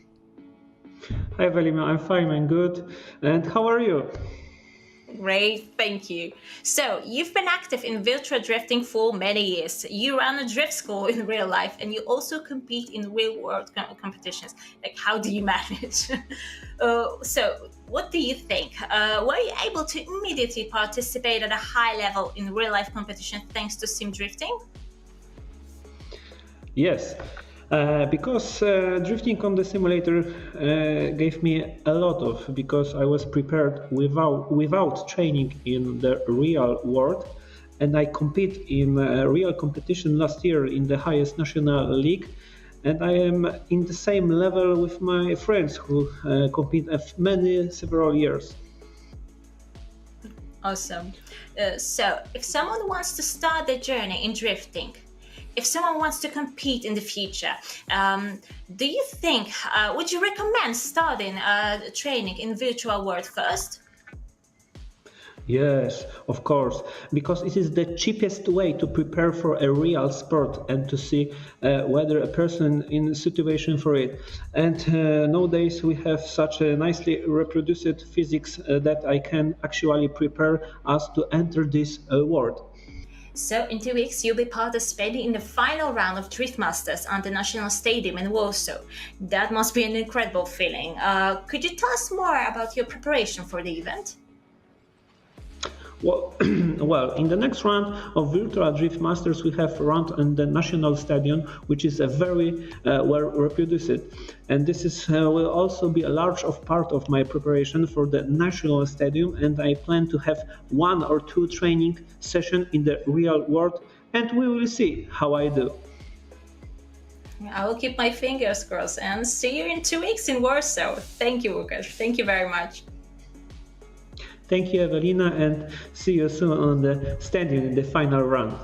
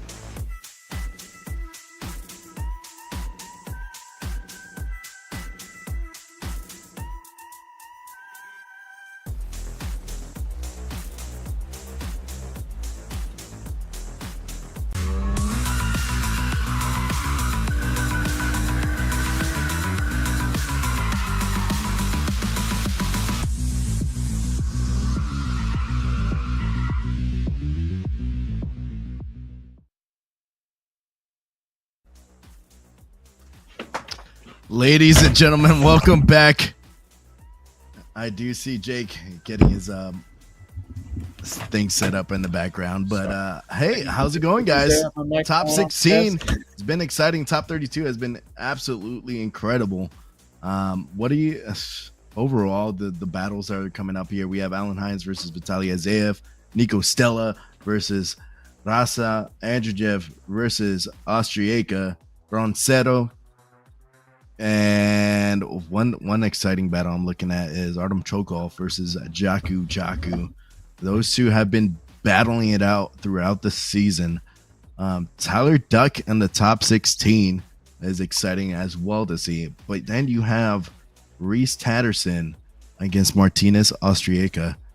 We have an exciting event here. Jake, what are you feeling so far with this bracket going on? Man, this is really a top class bracket here. We got Alan Hines versus Azaev in the first one. That's a banger to start off with. Jake has his mic muted, but we're here at Warsaw. Oh, for real? And this is the actual stadium we replicated the track out of. We're getting excited for the actual Drift Masters event. You got drivers already warming up and getting situated. And these guys are taking some practice laps. You have the left side of the bracket. We're going to start off on the top left. And we are getting the guys situated in the server.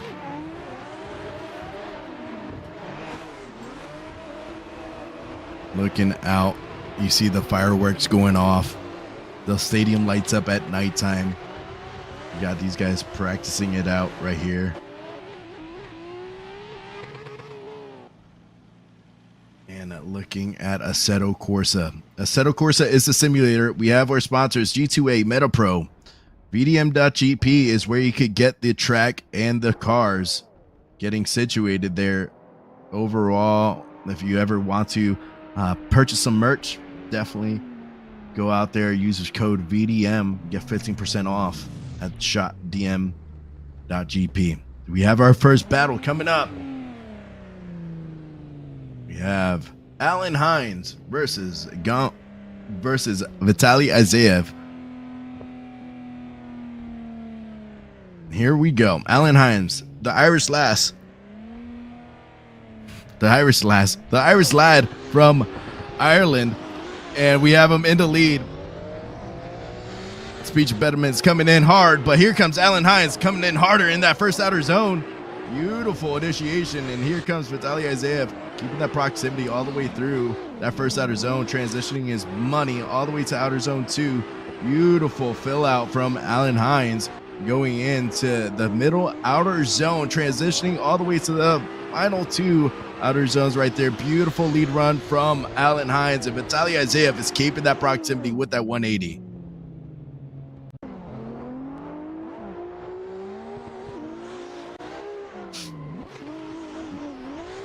And we're looking at the drone replay right here.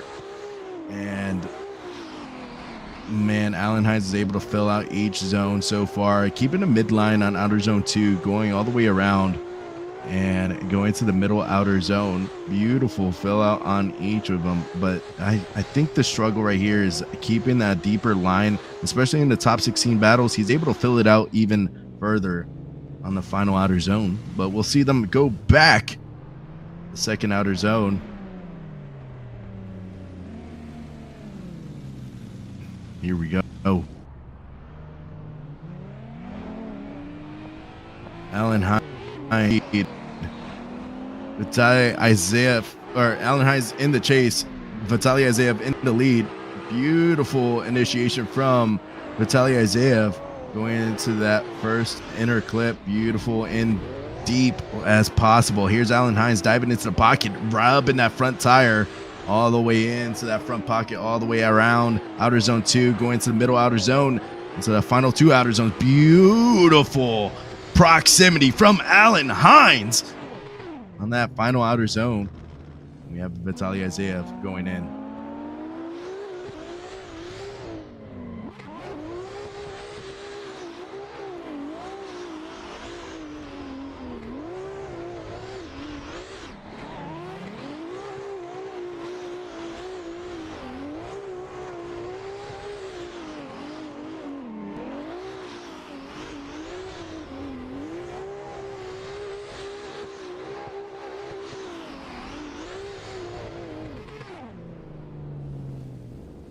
go.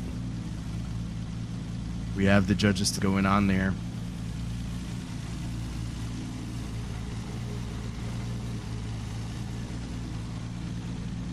Judges are coming up with a decision for this battle. Ends with that S chassis. Vitali Azaev is in the IRT 180SX. Slide him right for Vitali. Slide him left for Alan Hines. And Alan Hines gets the win and moves on.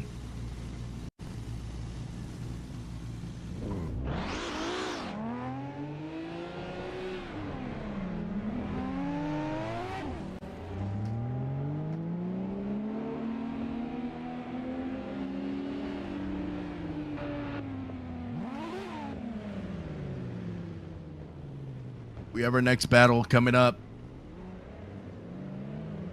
It is Nico Stella. We're having some technical difficulties real quick. We're having the next drivers come up here. Nico Stella versus Rasa. Nico Stella is going to be in the lead. Rasa is going to be in the chase.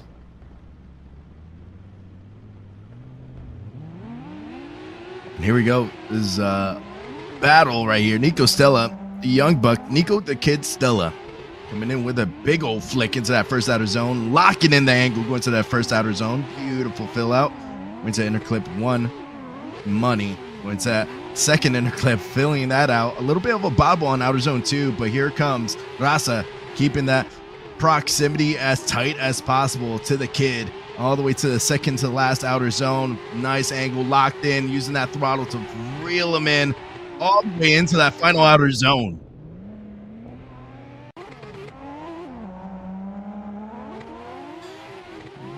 Still no. There he is. There's Jake. Oh, you hear me now? Yeah, I hear you now. Oh my gosh, sorry about that. Okay, getting back into it. Man, that's proximity right there. Just missed it for a second, getting back into this. That's awesome. Perfect mimic of the angle. Mm-hmm. Pushing him across the line. We love to see that. All right. And here we go. We got him switching sides. Nico Stella is going to be in the chase.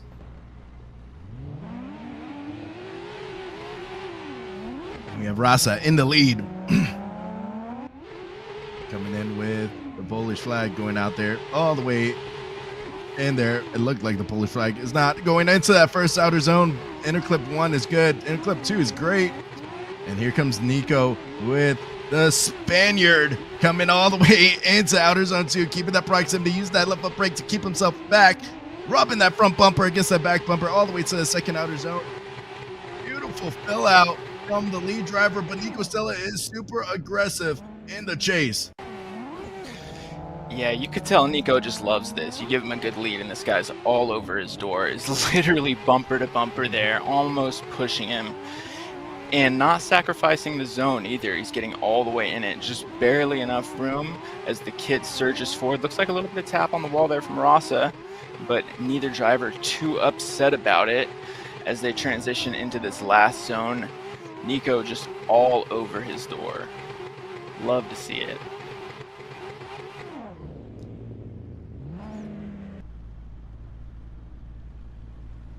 Here we go. We're looking at these two cars. These guys out here just straight shredding. Nico Stella is in that, I would say magenta. Was that magenta or pink? Yeah, I think magenta's that's a good description. Magenta's good. It's not exactly pink. Yeah, I like it. I like it a lot. Right for Rasa, left for Nico. Nico gets the win and moves on. He's on the verge. He's trying to get his second podium, his back-to-back podiums.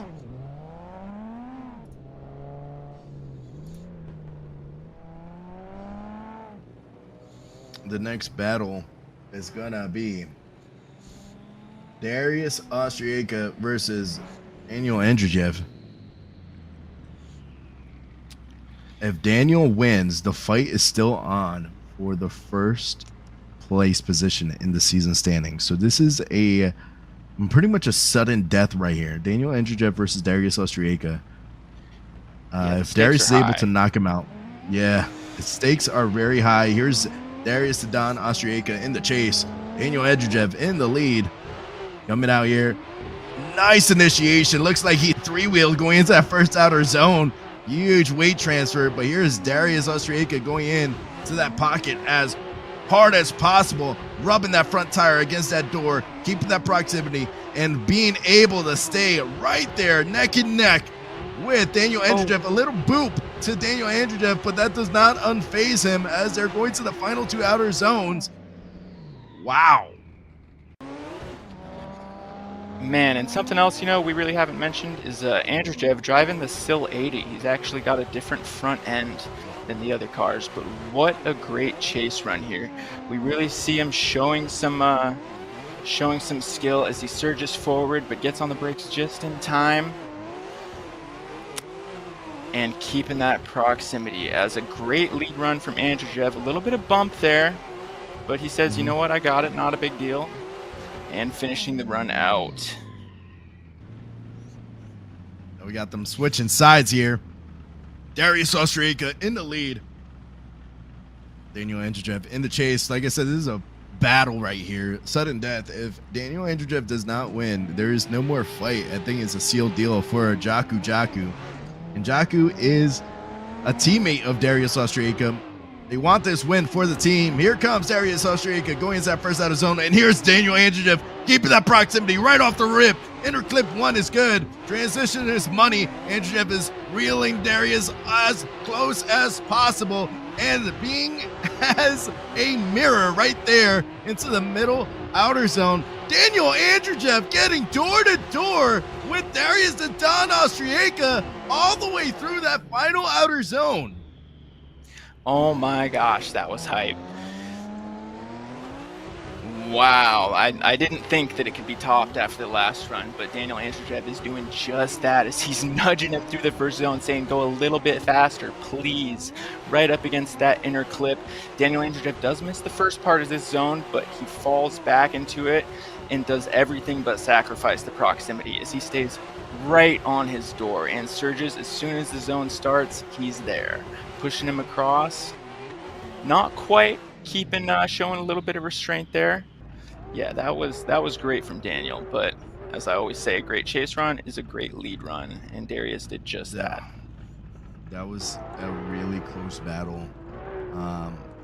Man, the one thing I do see with Andreev is he was more, if you want to keep, like, a lot of people look at drifting and they're like, oh, how are you going to judge this kind of battles?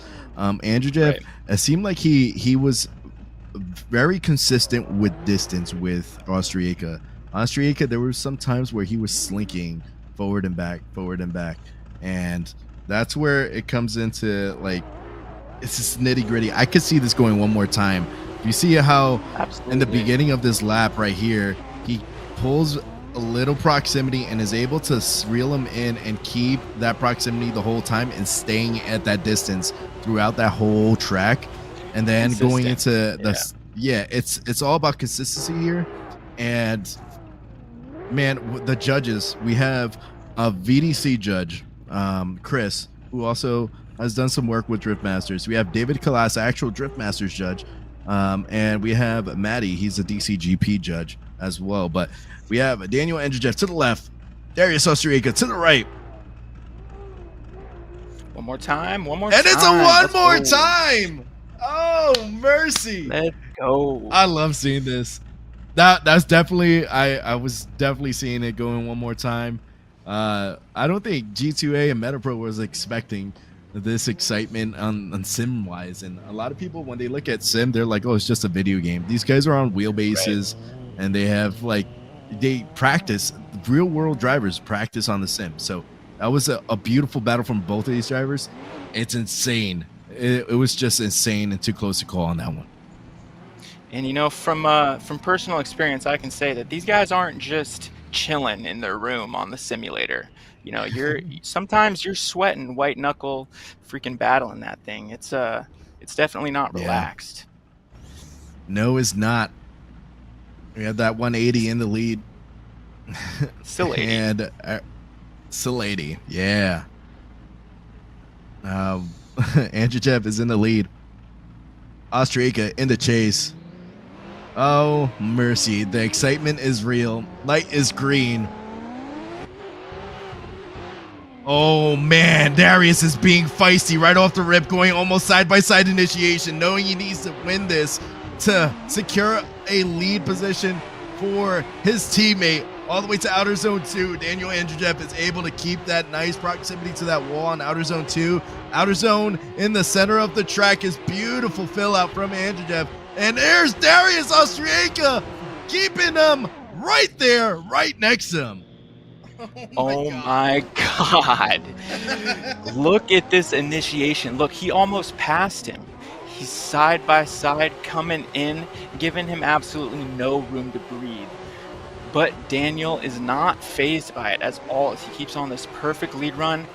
But Darius with this chase though, perfect mimic of angle, perfect proximity. If I was the judge, I'm trying to find problems with this and I'm having a hard time. You know, this is truly top class drifting here. Man, it does not get much better than that. So one thing I like about watching Darius is he has the kind of like championship mentality whenever he drives. He doesn't go straight 100% right off the rip. He knows when to reel it up to 11 if he needs to. But now we have Darius in the lead. He needs to put out a 100-point run pretty much in the lead. And we have Andreev in the chase, need to put the pressure on Darius Austria. And he dives right into the pocket, right off the rip. A little bit less angle on that first outer zone from the chase, but Darius Austria doing a great job being able to fill out each zone. And Andreev is keeping that proximity all the way through, surging into the pocket, letting him know, I am here for a fight, and I'm not going to let you get in the way of my championship goals. Oh, mercy, Andreev is out there on a tear. Man, he knew exactly what he had to do, and there was nothing stopping him here. If I had to pick apart any part of it, I would. You mentioned it too, a little bit shallow in this first zone, but man, that's a small mistake if it even is one at all. We're talking almost identical chase runs here as he's on his door going through this, and I'm calling it right now one more time. I could be wrong, but man, look at that. That's incredible. These the crazy thing, if you want to go tit for tat, like if you're looking at Andreev's lead, he was a little midline on a couple of the zones compared to Darius. He was filling out the zones as deep as possible. If you see on the bottom left on the stream, follow the Driftmasters socials, so Twitter Driftmasters on Twitch, Driftmasters GP on Facebook. And if you're on YouTube, you already know. Press that subscribe button and ring that bell for notification. Yeah. And if you want to check out the actual virtual Driftmasters cars, go to vdm.gp and Twitter. Now it's X. It's kind of weird. I'm like, go check out my X. I never want to see that. That's hilarious. Here we go. We have the chase run right here from Darius. Almost side-by-side initiation, was able to reel him in. Let's see the transition on outer zone 2. If you see Andreev using that left foot brake to keep himself in there, in that first outer zone, he was kind of a midline and able to massage himself in there. Let's see the final outer zone. Man, that's insane to see how he was able to lock in the angle and go all the way through. I don't want to be a judge. I'm happy I'm not a judge. I'm a commentator, and I love this sport so much. Mixing the worlds of reality to virtual. Something I did notice there in that last zone was Darius was a little bit shallow. I can't say that Daniel didn't do the same thing, though. It's hard when you have depth of zone versus proximity versus mimicking angle. You almost always have to sacrifice one a little bit, right? So yeah, you can't exactly ask for everything from these guys. When you're looking at these guys too, like if you're saying Austria had that shallow of angle, and then in that one part of the track, and so did Andreev in the beginning part of the track, but then he was able to mirror it. Right. So it's equal in a sense if you're talking about mistakes. Yeah, they cancel each other out at a certain point, definitely. Yeah, and the judges have their work cut out for them, and Oh, absolutely. I know David Kalas when I talked to him a little bit. He loves how he does his driver's briefings is exactly how we do it in real world, which is awesome. I love seeing that kind of aspect. Yeah. So these sim drivers could experience that. So what's the one thing I do notice is the real world drivers say the one thing you don't really feel is G-forces, but you drive on the sim, you have fun with it. Have you had the opportunity to drive a real world car? No, not a pro car. That's something that I've always dreamt about. And when I first started drifting on the sim, it was definitely in hopes that I could be drifting a pro car eventually in real life. But I think after a couple years have gone by, I almost forgot about it at a certain point, and I'm just so focused on the simulator. It's become its own thing, definitely. And a lot of these guys are just invested in the sim too, in the same way, you know. Yep. We got left for Andreev, right for Austria. A split decision. Austria gets the win. I'll get a explanation shortly from that battle. That was an insane battle. And if correct me if I'm wrong, they'll correct me in a second. I think Jaku just secured. Yes, Jaku just secured the season standings. I think he did. Oof. That would be insane. And man, he will be, if that's the truth, I'll get it in a second. If that happens, he must be pumped, and this is just for even more for fun. He's going to Poland. Here we go. We got our next battle coming up. It is Ronero versus Winsky. And I know that one. That one person in chat was helping me out with pronunciation. If I say it wrong, correct me. Where you at, bro? Here we go. Ronero is gonna be in the chase. Winsky is in the lead. Ronero is the Escuco livery A90 Supra.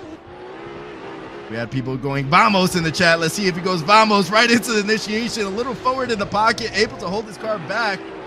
Beautiful transition in the first two inner clips, and able to fill out the first outer zone. And second outer zone is a little bit shallow from what I'm seeing, but Ronero is keeping that proximity and diving a little too hard into the pocket, pushing Kinsky into the wall. Man, oh man.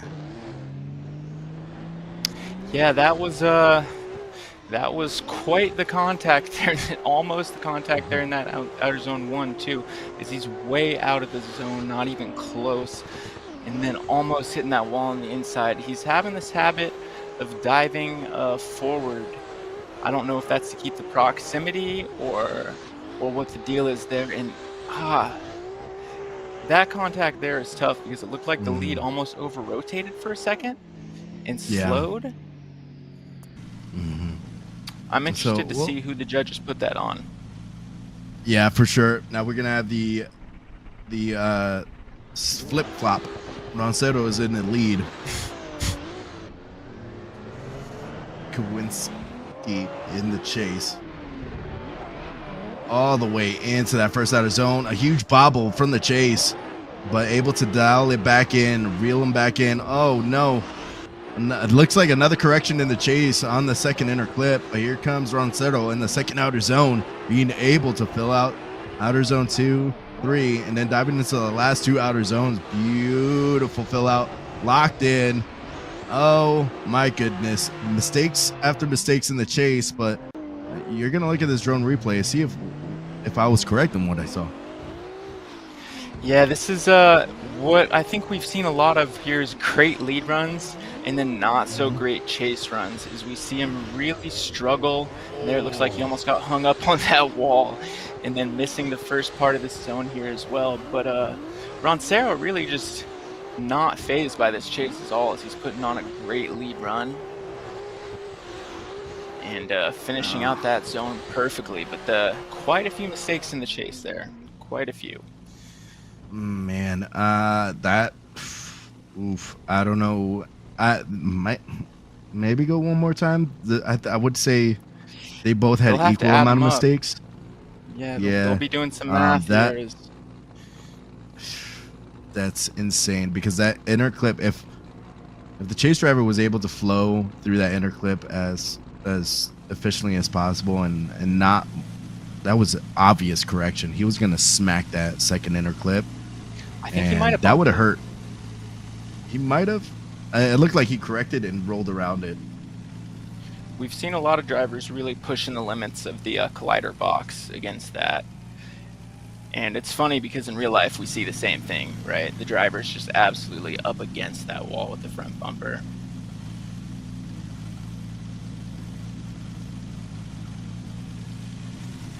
Okay. Oh, Vichinsky gets the win. There, he gets the win on the battle. And my man out there in the chat, I see you. Thanks for the help with the pronunciation, man. Vichinsky did a great job in the chase. I think they've probably looked at that big correction from Ronero going to the second to last outer zone as a more of a deduction than what Vichinsky did. Right. Here we go. We got our next battle. Love that livery. Purple one. It's awesome. Kubarev versus Nick Hang. Gert Kubarev is in that BMW. Nick Hang is in that 180SX. Here we go. Top 16 battle. Nick Hang coming out here to try to hang on to that wall right off the rip on that first outer zone. And Gert Kubarev is trying to reel him in with that BMW. Looks like Kubarev probably punted that inner clip, but is able to keep going and finding that door of Nick Hang all the way in the outer zone 2. Beautiful second to last outer zone transition. Huge angle. Uses the angle for decel for Nick Hang. And baby, oh baby, that proximity on the chase was spectacular. Yeah, that was really good. We definitely see Nick Hang ironing out a lot of the issues that he had earlier with his battle with Hassan Sherif.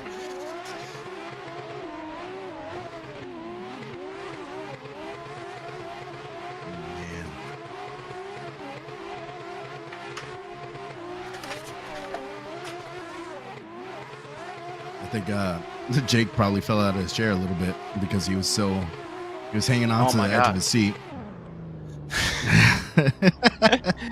I'm still here. I heard a little. My cat. I heard a little. Something. I'm having some technical difficulties today. It's all good. Here we go. We got Nick Hang. Let's see if he'll get onto the door of Gert Kubarev. Here we go. Gert in that BMW. Coming in with a very flowy initiation to that first outer zone, using that momentum to get himself with that back bumper on that first outer wall. Beautiful transitioning from both of these drivers, but here comes Nick Hang, able to reel in that proximity, using that right front tire to hang on to the front quarter panel of Gert Kubarev all the way to the second to last outer zone. Oh my goodness. Really giving him no room to breathe here. That was a great chase run. I did see some sacrifice of angle, not exactly perfect angle, but like I've said, you definitely always have to sacrifice something. And for Kubarev, that was definitely a little bit of the angle here, right against that wall, as he's missing the first part of that zone, but getting right onto his door again. Nick Hang giving a perfect lead run. I'm seeing a lot of the same mistakes that we saw in the previous run repeated here in the opposite positions. You know, this is going to be a tough one for the judges. We are here at the virtual Poland Stadium, where the final round of Drift Masters will be. The winner of the season will get a paid trip to Poland. Left for Kubarev, right for Hang. And it looks like Kubarev gets the win and moves on. And now we are moving right along to our next battle. Artem Chokov versus Ernestus Jaku. Ooh, this will be a good one. Yes, it will be. I'm excited. We have Ernestus Jaku. Here's our points leader for the season. In that A90 Did we Supra. find out if his spot secured? I am double checking on this. I'll probably get the results right after this lap. But here we are. Ernestus Jaku in the chase. And Artem Chokov in the lead. Here we go. Artem Chokov coming in with an initiation. A little bit of a bobble on that initiation, but Jaku is unfazed in the chase. And here comes Artem Chokov in here with each inner clip filled out all the way through. And now he's trying to massage that car into that back outer wall, all the way into the middle outer zone. Beautiful transition. Jaku is rubbing that front bumper against his back bumper and able to keep that proximity all the way through that lap. Man, Jaku really showing why he's the leader here. As we see most drivers, when they keep this type of proximity, they let up on the angle, but he's keeping the exact same angle through this run, as he's not exactly on his door, but well, right there he is. Definitely, and look at those angles, exactly the same. And that's a great lead run from Chokov as well. It does look like Chokov. Actually, if Ernestus wins this, it comes down to the fact, if he wins this battle, he is our champion for Virtual Drift Masters. Oh, so this battle decides it. Yep, if not, Darius still has a chance. Here we go. Artem Chokov in the lead, in the chase. Ernestus Jaku in the lead. Jaku coming in with a beautiful initiation, but here's Artem Chokov holding that proximity and mirroring the angle right off the rip on initiation. And Artie is laying down suppressing fire onto the door of Ernestus Jaku on outer zone 2. Middle outer zone is beautiful. Here's Jaku diving into the final two outer zones, using the speed and momentum, but Artem Chokov smokescreen engaged. Oh my gosh. Color me impressed. Look at this initiation here, as he's almost side by side, diving right in, literally laying it right onto his door, leaving not, you could put a piece of paper between those cars and it would just stay there. That's incredible. And not sacrificing the depth either. He's staying all the way in the zone. As Jaku's given a perfect lead run, but Chokov absolutely just showing his skills here in the chase. That's incredible. Absolutely bonkers. The tiniest things are going to be deciding factors on battles like this, you know. I heard you say tiny. Here we go. Artem Chokov on the left, Jaku on the right.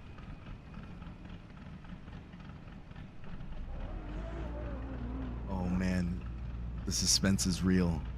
I know. Yeah. And Artem Chokov is to win. Darius Austria has a shot to secure the season standings. So we don't know who our leader is, who our champion is yet. So we have the next. Well, Darius has to battle Kinsky, and man, this is so exciting. Tyler Duck is now out here. He is the bottom right of the bracket. He's going to be going against Pinkiewicz.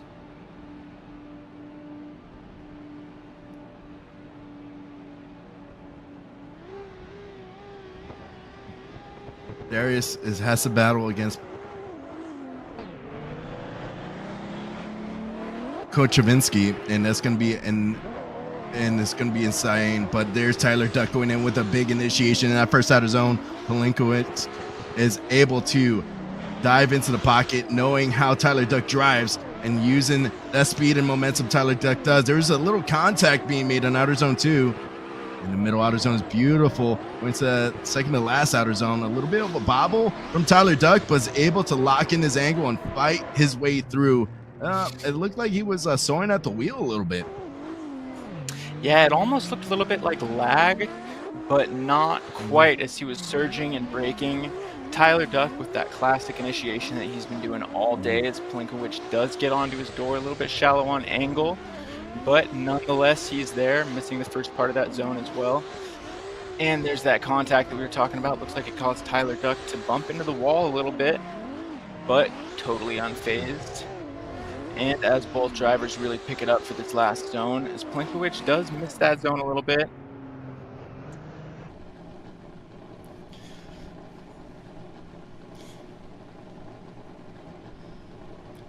Yeah. Let's see what Tyler can do in the chase. Tyler Duck has been using that big old Scandinavian flick throughout the battles, and now we have Pinkiewicz. Oh my God, that initiation was beautiful from the S chassis in that first outer zone. Oh, a little bit of contact on outer zone 2. That's a big mistake, possibly due to a surge from Tyler Duck going into the second to last outer zone. Here comes Tyler Duck surging as fast as possible. That car is way too gripped up to surge in that hard. My goodness. And without the G-force lights, it's going to be really hard to tell. The judges will have to look at the inputs. Oh, well, I guess we do have G-force lights, yeah. So, looks like Tyler Duck just hit his bumper on transition there. That was kind of hard to tell whose fault it was. Yeah. Did he slow? Either way, they get right back into it. And Tyler Duck surges into this last zone. A little bit more contact there, and also missing the zone. And missing this last zone quite a bit as well. So we'll see who the judges accredit that to. Yeah, we're gonna see what happened there. Tyler, like overall, he's happy to be out there to drive in a pro level in the sim world. Always excited. He's like, I'm gonna go out there and do my best. And the way he drives, he likes to, what he was telling me, he doesn't like to rely on left foot brake, you know. And that's, you need to use that as a tool. So that's one thing. Again, people in chat are saying that the Tyler Duck didn't leave enough room or enough space for transition. I definitely agree with that. The way he drives, he relies on his clutch to slow him down a lot, to kind of float his car close proximity. Man, I wish he backed off just a little bit earlier and able to surge. He would be able to surge into that pocket a little bit better. Yeah, I think the judges are, what they're taking their time right now, I imagine, is to find out if there was just any slow from the lead, any unnecessary decel there that could have caused him to make that contact. Pinkiewicz to the right, and it looks like he gets the win and moves on. Tyler Duck, great season from him, but it ends here. Now we're gonna see a battle here. Tatterson versus Martinez. Austria. I have a little history with Martinez. First time me commentating or doing like voiceovers for runs. He was in a public lobby. I started having fun with his name, and we became little friends over there, little pen pals. Classic drifting interaction. I love it. Yeah. Here we go. Reese Tatterson in the lead. And Martinez, Austria in the chase. Here we go. Wait, oh, someone's asleep at the line. Martinez, wake up. Knock, knock.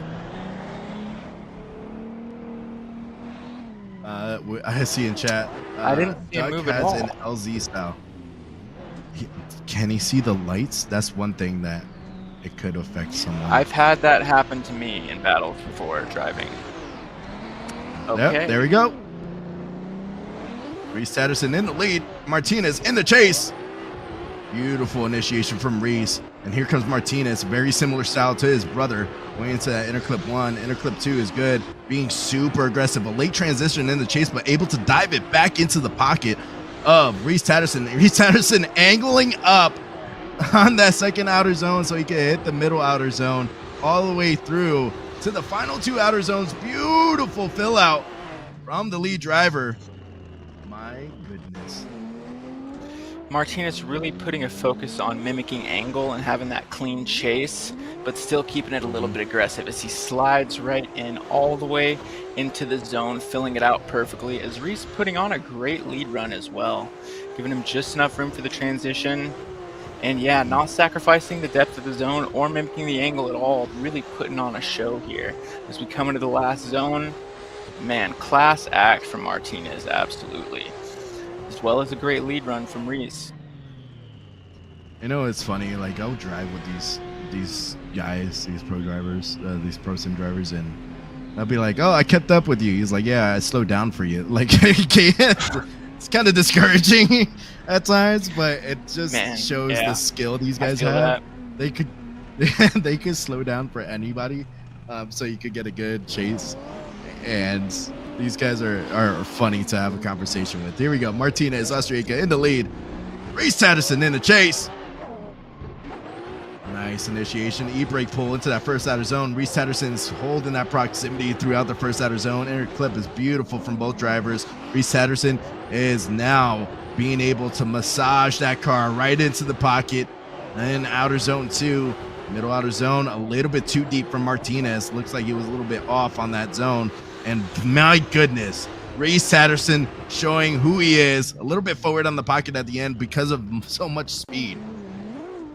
Yeah, it looks like he definitely did sacrifice that zone in the end to keep the proximity, but he knew what he had to do here. He had to put down a clean run, keep the proximity, and mimic the angle all at the same time. And it looks like where he fell short was the line, missing the zone a bit here and a bit in the last zone as well. But he does keep the proximity. And Martinez putting on a beautiful lead run for him. Yeah, that's the spot right there. The judges will definitely see that, and a little bit of contact as well. Yeah, I don't think the contact really upset the lead driver, but he did make some contact. Right. But you see the banners out here, shop.dmgp to get your merch. MetaPro, Drift Masters, and G2A is our sponsors.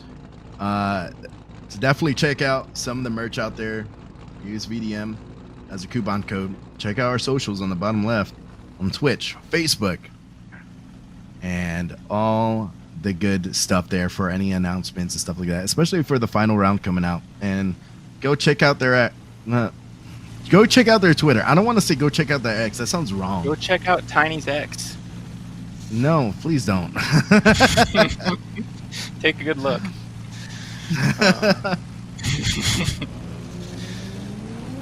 We have our drone replay right here. You see Martinez coming in here. Reese is very consistent in his lead run. Able to fill out each zone. His line is very predictable. I wish he was a little bit deeper in outer 2. Right in the beginning, he was able to massage it into the deeper portion of it. And then going to the second to last outer zone, he was keeping a midline all the way through. I think the judges are looking at that as well. It could be a one more time. Chase versus chase. I won't even speak on it. Let's see what the judges got. Left for Tatterson, right for Austria. Austria gets the win and moves on. Okay. Yeah, I was just going to say that he might have had a better chase, Martinez. So looks like the judges might have agreed there. And Pinkiewicz will be going against Austria in our grade 8. Man, top 16, even more exciting. Overall, battles-wise, I love seeing how Tyler Duck, I've seen in chat that people said he has a similar style to LZ. What do you think about his performance so far? I know you've been checking out some of the virtual Drift Masters. Yeah, I was just looking at our bracket here. Man, it's impressive. But as far as Tyler Duck, yeah, I would agree that he has that same style of trying to avoid the left foot brake. And that can be a blessing and a curse You know, a lot of guys are really good with the clutch. I've always struggled with that myself. But it's been awesome seeing Tyler Duck's progression. I watched him in CSG last year, then this year, and just been killing it. Yeah, love to see that. Yeah. And we have the bracket here. Alan Hines is going to go against Nico the Kid Stella, who podiumed last round. Yes. So Nico has an opportunity to back-to-back podium, which is going to be awesome. And we're going to take a quick 1-minute break. We'll catch you guys back here for the Grade 8.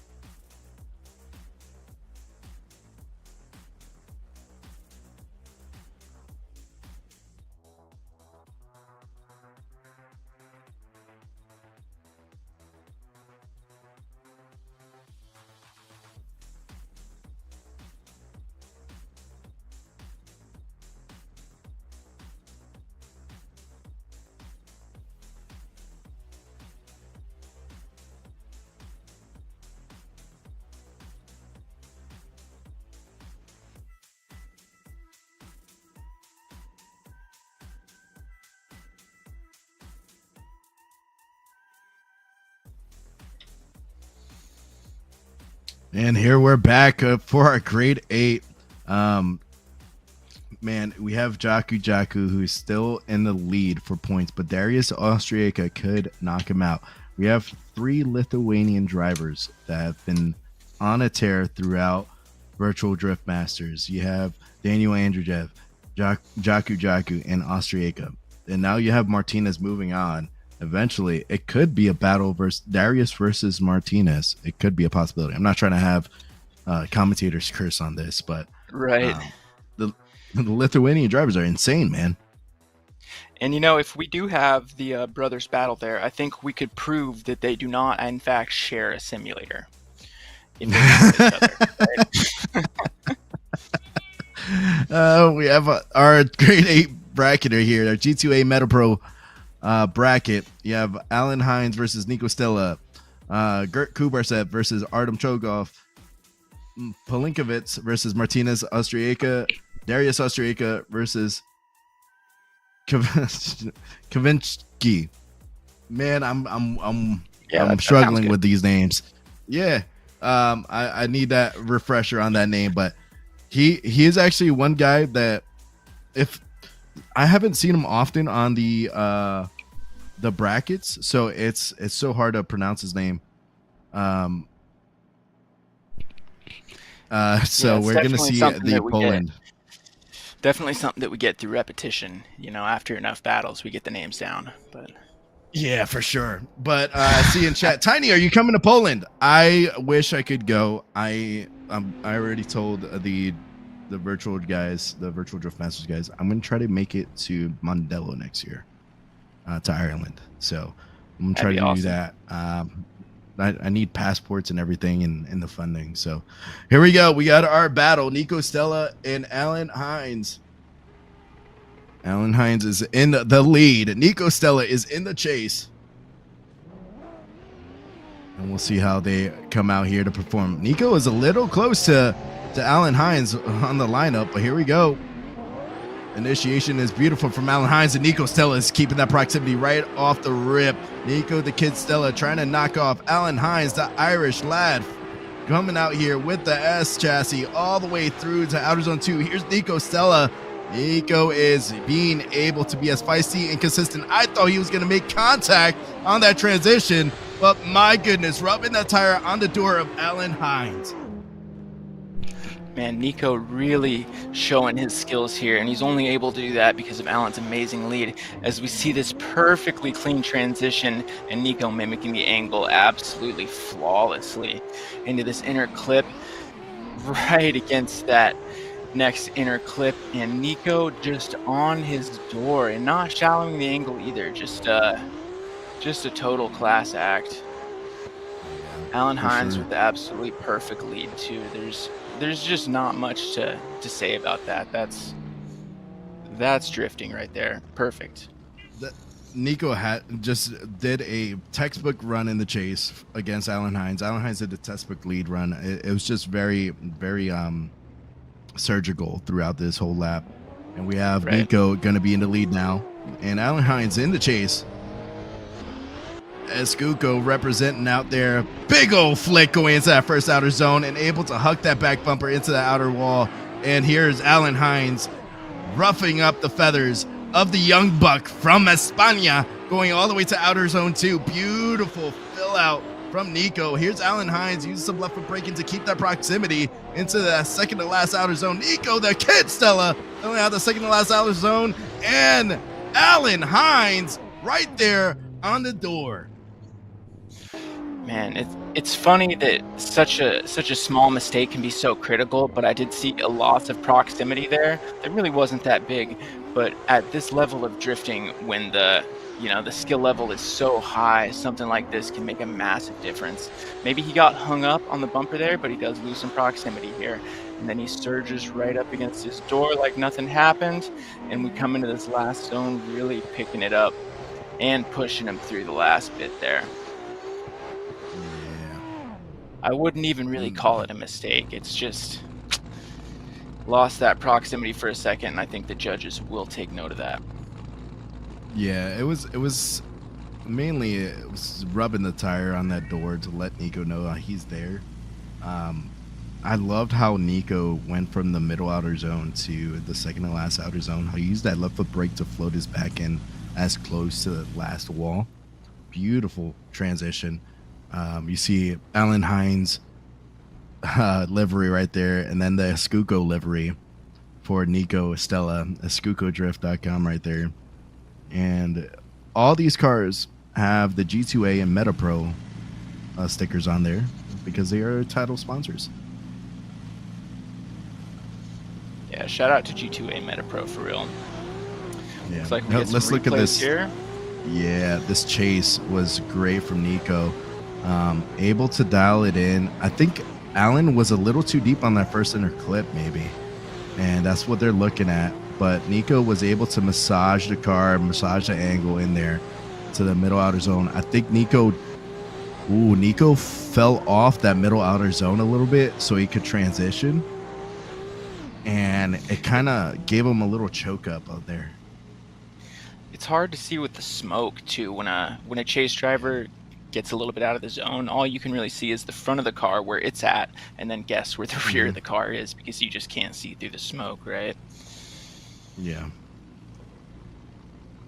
Well, let's see these guys out here, because we have Darius coming up next on this battle, and Darius needs to all hands on deck on it, because of if he goes on, I believe if he podiums first, maybe if he gets 100 points, he will definitely secure the spot for the season standings. So dude, it's wild. Be battling Poland. Kuzinski? Darius will be? Vichinsky. Yep. Yes. Yeah, man, great. And you're the craziest thing is with virtual wise, you have guys battling it out from all different parts of the globe. We're commentating from separate parts of the United States. I'm in Florida. You're in where the polar bears live in Alaska, and it's pretty cold out there. You're wearing a fleece or like a thermal sweater on, and if I go out there in Florida, it'll be hot. That's more of a thermal to me, man. If I go outside in Florida with that shirt on, I would die right now. Yeah, that's true. That's true. Here we go. Slide him left for Hines. Slide him right for Stella. And Hines gets the win, knocking down Stella. And man, Stella has been doing a great job throughout the season. I am excited to see what he does in the future in the sim community. I see him doing some real world drifting as well. Yeah, I did hear about that. That's insane. You know, doesn't even have a driver's license to drive legally, but he's already driving the car on the track. I just love that. Now we have Vichinsky in the lead versus Austria in the chase. And it looks like we do have a reason why Stella lost that. Alan had no place for transition after interclip 2, and Nico made a mistake on the lead on outer zone 5. So it was a late transition. So that's where it came down to it. It was a very tit for tat call. Here we go. We have Austria in the chase, the guy that's chasing for the season standings. And we have Vichinsky in the lead. Here we go. Vichinsky in the lead with the S chassis going into that first outer zone, being able to rub that back bumper on that first outer wall. Beautiful fill out on that interclip 1 and 2. Beautiful transition from both of these drivers. Here comes Darius rubbing that tire against that door of Vichinsky going into the middle outer zone. Beautiful transition on that second to last outer zone. My goodness, this is clinical chase driving from Darius Austria, and Vichinsky is giving him that door throughout the whole lap. Yeah, great lead run here. Definitely giving Darius an opportunity to get on his doors. He does play it a little bit conservative, missing the first part of that outer zone, but he starts to pick it up and get the feel for things here as we come right against that inner clip. Then into this next zone, he says, all right, I got this figured out. We're mimicking the angle perfectly. We're leaving no room between them, giving him just enough room for the transition. And I think, yeah, he did come up a bit shallow, almost entirely missing both of these zones here. Judges will take note of that. Now we have Darius Ostrega in the lead. And Vichinsky in the chase. I got the guy in the chat. I love how you are quick learning. Yeah, I have to be, man. I got to make sure I'm representing these guys right here in Poland. Oh no, a huge initiation from Vichinsky, but using that back quarter panel to tap Darius. Another tap on transition. Darius is unfazed by that tap going to outer zone 2. Beautiful fill out all the way through. Middle outer zone is filled out from Darius, and now going to that final outer zones from Darius all the way through to the end of the track. My goodness. Yeah, what happened here? I'm curious to see from the drone view. Oh, as he might have just came in a little bit too hot on the chase, but he does not let it phase him. And then another bump here, and at this point Darius is probably saying, hey man, calm down. But they keep it going. They keep it going like nothing happened, giving him just enough room for the transition. And then we see a lot of drivers struggling with this last zone, staying all the way in it as they're trying to keep that proximity as much as possible. Just the littlest gap is can be crucial for who wins the battle. So they're not trying to give anything up there. Yeah, you went a little full send on there. I see in chat. Love the energy, guys. This message is brought to you by Red Bull. It gives you wings. I've been drinking 2 cans of Red Bull throughout this stream. I've been enjoying it. You have the socials on the bottom left. G2A and MetaPro made this possible for the brackets and the production. Everything's been fun throughout the season. seeing these guys drive on the sim as hard as possible, and it's a lot of people are looking at this. Oh, it's a video game. You could just do this. It's not a problem. It's so easy, but there's different tactics. I've done real world drifting events, commentating it, and virtual wise. I can't say that they both have the same amount of stress, but these drivers do have stress by practicing the laps. As you see, Kinsky over here doing a spectacular job in the lead, giving Darius the proximity that he needs, or that line he needs, so he could gain that proximity in outer zone 2. Great fill out. Darius is massaging the left foot brake, so you make sure he doesn't make contact with the lead driver, because he knows Kinsky made contact with him on the lead. So it's such a balancing act for these drivers. Absolutely. And to anyone doubting the skill level here, I think I would point to the fact that there's $5,000 on the line for our leaderboard and a trip to Poland. So I mean, if anybody can do it, they should do it. Yeah, it's fun. It's a fun environment.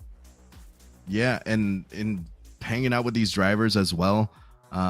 Like Jake hanging out with you doing the commentating. It's fun. It's a great time to be in the Discord and shoot the breeze with each other. And then these guys out here loving the motorsport and bringing it to a theater or a platform like this. Some of these guys have full sponsorships as well, dude, too. It's crazy. And such a great community too, you know. No arrogant drivers at the top level. Everybody's super humble, super friendly, always willing to help out beginners, you know. Definitely a great community.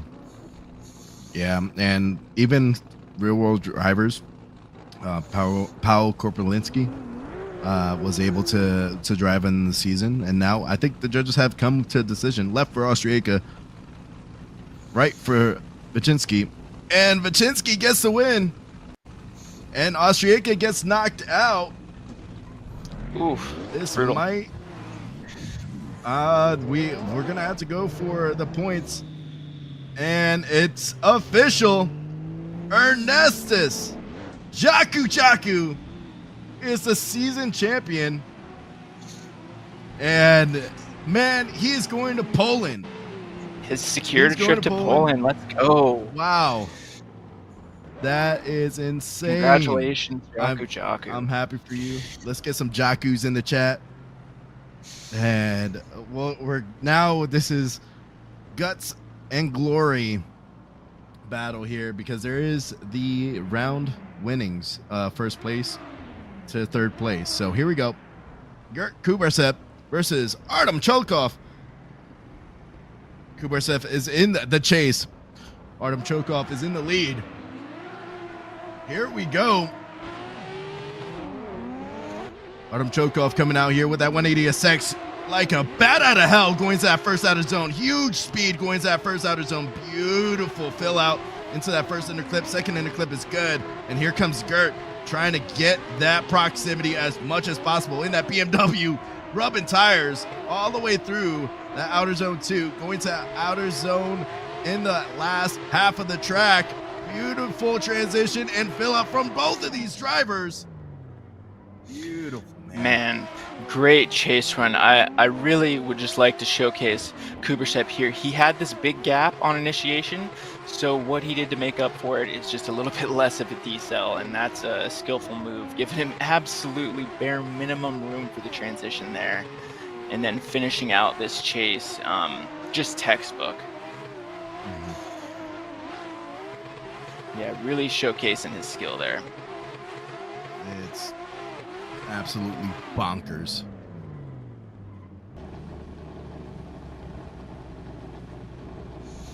All right, we got to switch sides real quick.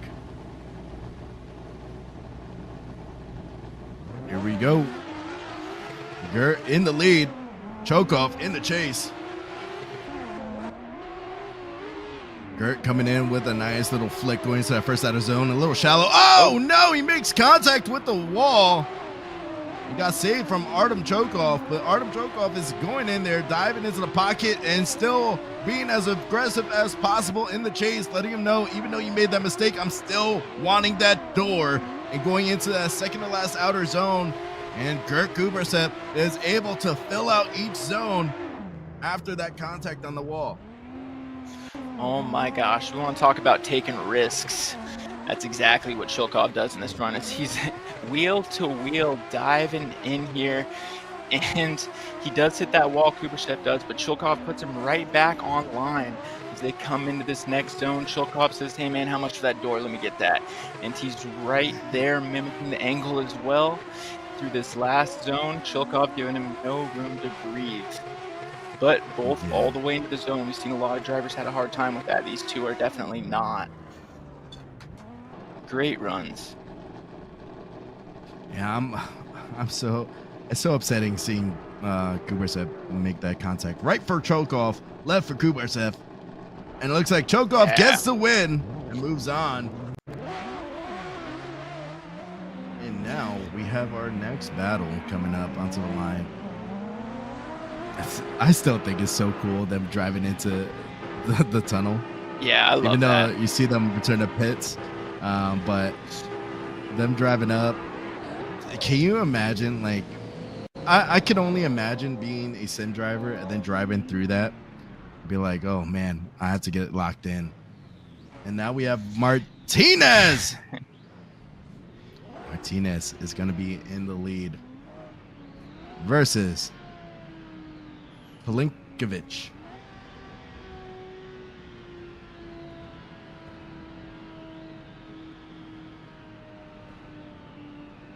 I like his livery in that S15. That's clean. Oh yeah, it's a clean livery. Yeah, definitely a clean livery. Here comes Martinez in the lead. Martinez coming in here, going first outer zone, filling it all the way out. Beautiful. Let's see if he could get some retaliation from his brother getting knocked out of this competition. Martinez is filling it all the way out, keeping a midline, surging all the way through to this middle outer zone. Oh my goodness, that S chassis in the chase, able to rub the front bumper to the back bumper and get back into the proximity of our man, Austria. Giving him not much room to breathe in that whole run. The only time there's any gap here is in this first zone, but we've talked a lot about how hard that is to anticipate what the lead driver's going to do as he starts to get a feel for it, and he's right on his door. Missing the zone, though, the one thing he does sacrifice a little bit, I would say, is the depth, but he's pushing him through the zone, saying, hey, man, move a little bit faster. Getting into these last two zones, again, he's bumper to wheel. Love to see it.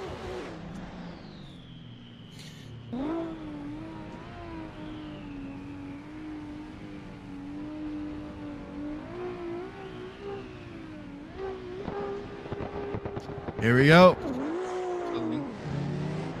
Pinkiewicz in the chase, or in the lead. Martinez, Austria in the lead, coming out here, getting all the way into that first outer zone. And Martinez, Austria keeping that proximity on that first outer zone and able to dive back into the pocket all the way through to the second outer zone. Martinez is right there on his door, filling it all the way out to the middle outer zone and able to dive. Beautiful time on a transition from Martinez and keeping that proximity very classy. Man, I wouldn't say it's quite a style as much as just an amazing quality that Martinez can always mimic this angle so well. Look at that, man. That is not easy to do.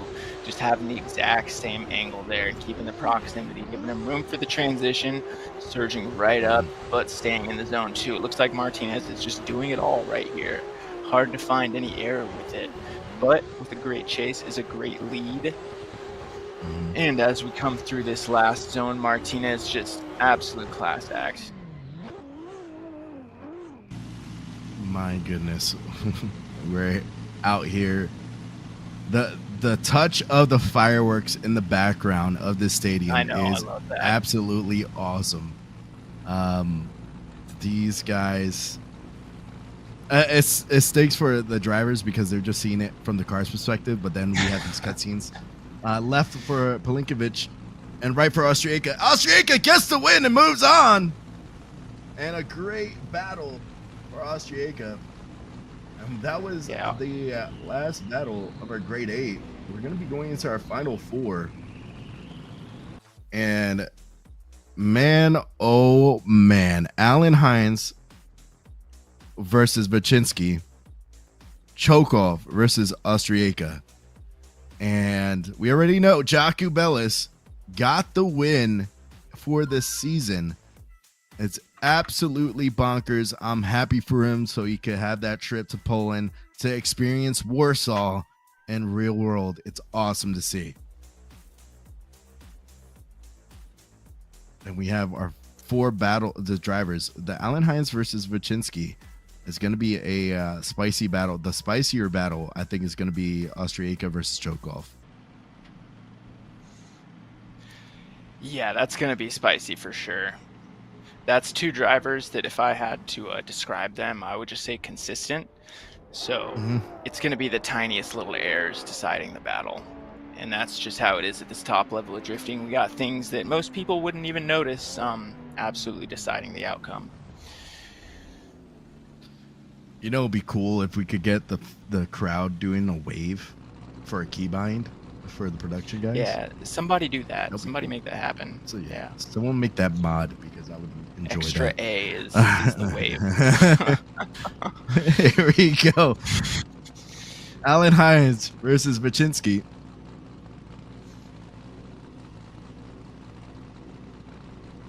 Alan Hines is in the lead. Will Alan Hines get the win or Baczynski get the win in his virtual home? Here's Alan Hines going in with a nice initiation to that first outer zone. Baczynski is showing up angle so he can keep that proximity up with Alan Hines. Alan Hines is diving into that second outer zone. Beautiful fill out. Going all the way through. The winner of this goes to the battle of first and second place. Alan Hines fills out that middle outer zone, diving in to that final two outer zones, and Baczynski is keeping that proximity alive. Man, great clean lead run. Love the line from Alan Hines. Dude really just defines a clean run as he's all the way in the zone. Baczynski keeping that proximity, pushing him a little bit there even, but I did notice that he shallowed up on his line quite a bit in a couple of spots there, missing the first part of the zone, bobbling a little bit as well. Judges definitely will notice that. And as we come into this last zone, Baczynski missing that zone entirely, then missing the first part of this zone. I might have missed all of it. Let's see if he can force a mistake for Alan Hines. Yeah, we saw Alan Hines do a great lead run. It was very classy, very mindful, very demure. And we're going to see Alan Hines in the chase now. Let's see if he could be that way in the chase. Baczynski is in the lead. Baczynski coming in with a nice initiation. Oh, no, huge bobble on that initiation. That might have sealed the fate for Baczynski. And Alan Hines is able to read that bobble and dive back into the pocket all the way through to outer zone 2. Money going into the middle outer zone, a little too deep from Baczynski on that middle outer zone, but then able to reel himself back in. A little wall tap in the second to last outer zone. My goodness. I gotta say, from my own perspective here, I know the nerves would absolutely be getting to me at this point. We're at the top level of drifting in the top 4 against the man Alan Hines. And yeah, just a bobble there. Alan Hines kind of bobbling himself, but reading it as he surges onto the door. Baczynski, though, definitely locking in here. Filling out that zone perfectly as Alan Hines kind of playing it safe. Well, you know, I take that back. He's right there. Both drivers all the way into this zone, and we'll see how the judges see that one. That person in chat, bro, said demure. Got you to wake up. Here we go. Left for Hines, right for Baczynski. And Alan Hines gets the win. He has a guaranteed spot on the podium. And Baczynski still has a battle to go for third place.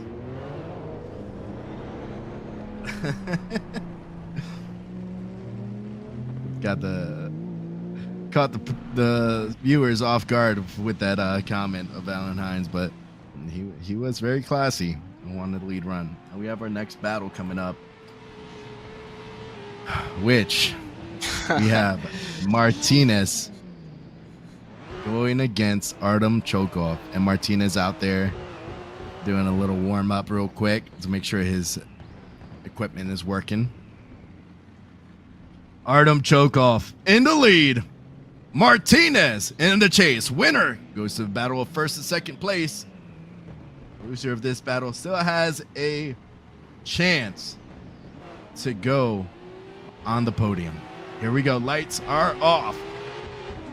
Artem Chokov has been coming in here with a nice angle on that initiation. We do see that yet again. Martinez mirrors the initiation going into that first outer zone. Beautiful fill up. Martinez is diving into the pocket, being as classy as can be, all the way through, keeping that proximity all the way through outer zone 2. Good fill out on the middle outer zone from Artem Chokov. But here's Martinez being a straight gangster and setting himself up for success on the lead lap. Oh my gosh, this was a battle I'm excited for, and it's showing wide right now. Look at this Chokov.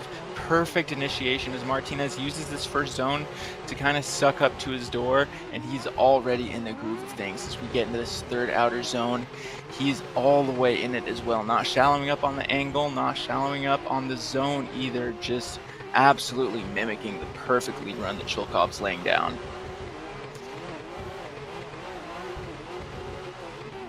Wow. Just wow. Oh my God.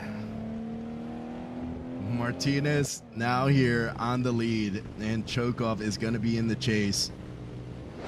Little wiggle from Martinez. Wave to the cameras. Artem Chokov was trying to get a jump right off the rip so he could hold that proximity. And oh my goodness, e-brake pull into that first outer zone. Martinez is good, but Chokov is right there laying suppressing fire.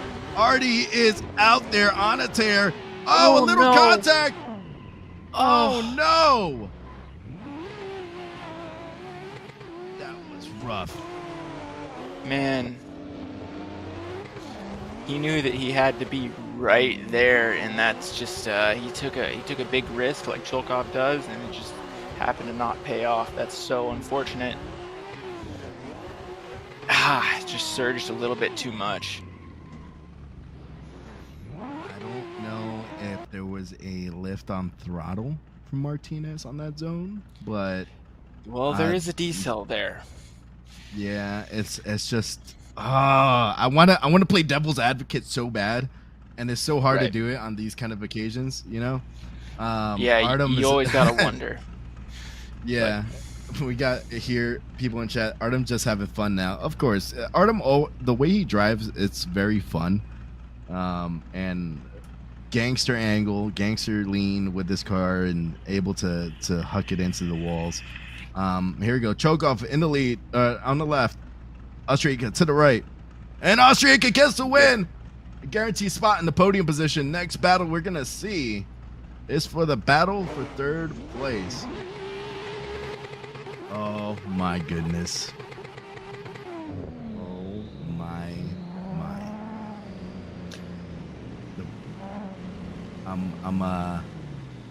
I'm just nervous for these guys because they know what's at stake. Here we are, the bracket, the G2A Metal Pro bracket. We have Alan Hines versus Martinez Austriaca versus Kinsky versus Chokov. And we are going to take a quick commercial break. We'll be back to you guys for our finals. See you.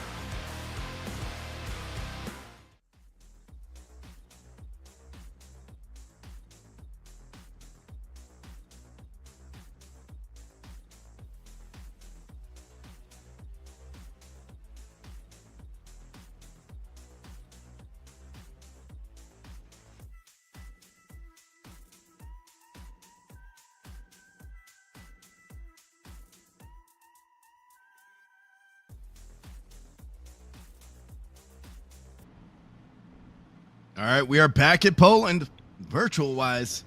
I saw you guys in chat excited for September 13th and 14th is where the real Drift Masters, the real world event, is going to be taking place in Poland.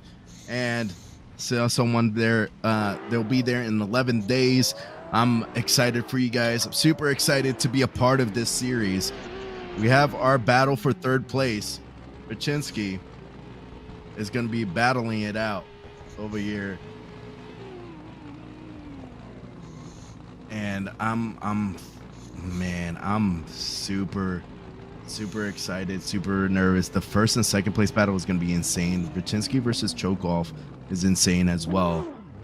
Artem Chokov just rolls up to the line, locked in. Kinsky rolls up. That. He's actually not as far back compared to the other drivers. Let's see if this pays out. Kinsky is out here in the chase.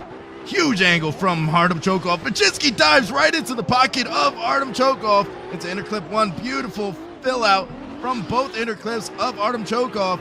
And Kinsky is keeping the proximity alive on outer zone 2. Going to the middle outer zone. Chokov does a great job. And here he comes floating into second to last outer zone. Beautiful fill out. Kinsky is bumping into his door, letting him know I can also lay down suppressing fire. Oh, mercy.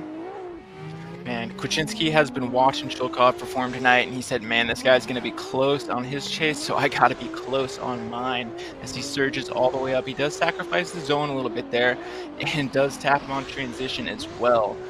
But he's saying, I'll do anything to keep that door.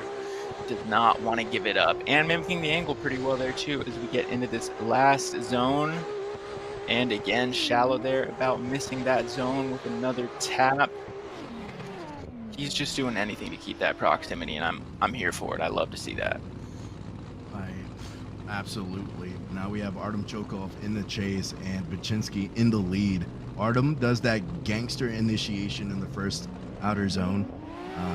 And let's see how Kinsky pulls it out here on that first outer zone. If he's going to be conservative on it or be a straight baller, shot caller, coming in with a nice initiation, floating into outer zone 1. And here's Artem Chokov laying down the tire onto the door of Kinsky all the way through to outer zone 2. Here comes the surge from Chokov, bumping that front tire against the door. A little contact on the wall from Kinsky, but all the way through that middle outer zone, fill out, and is good all the way to the second to last outer zone. Kinsky is out there on a tear, and Chokov mirroring the angle of Kinsky.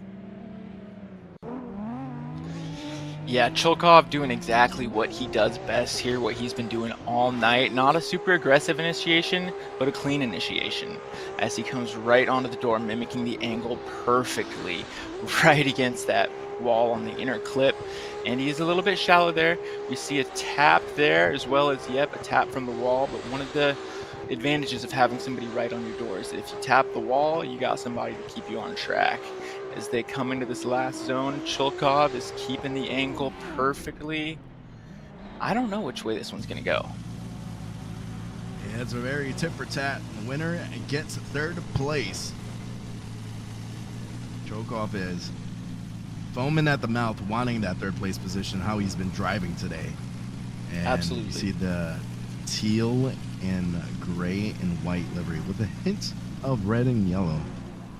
Real clean. And you have the stock Drift Masters livery that you'll see if you go to VDM.gp to download the cars. You guys have just, this whole season has been electric. I enjoyed it. I enjoyed being here every morning, talk about these guys. And the judges have come to a decision. Left for Kinsky, right for Chokov. Who gets third place? Chokov gets the win, laying down suppressing fire and getting the third place spot on the podium.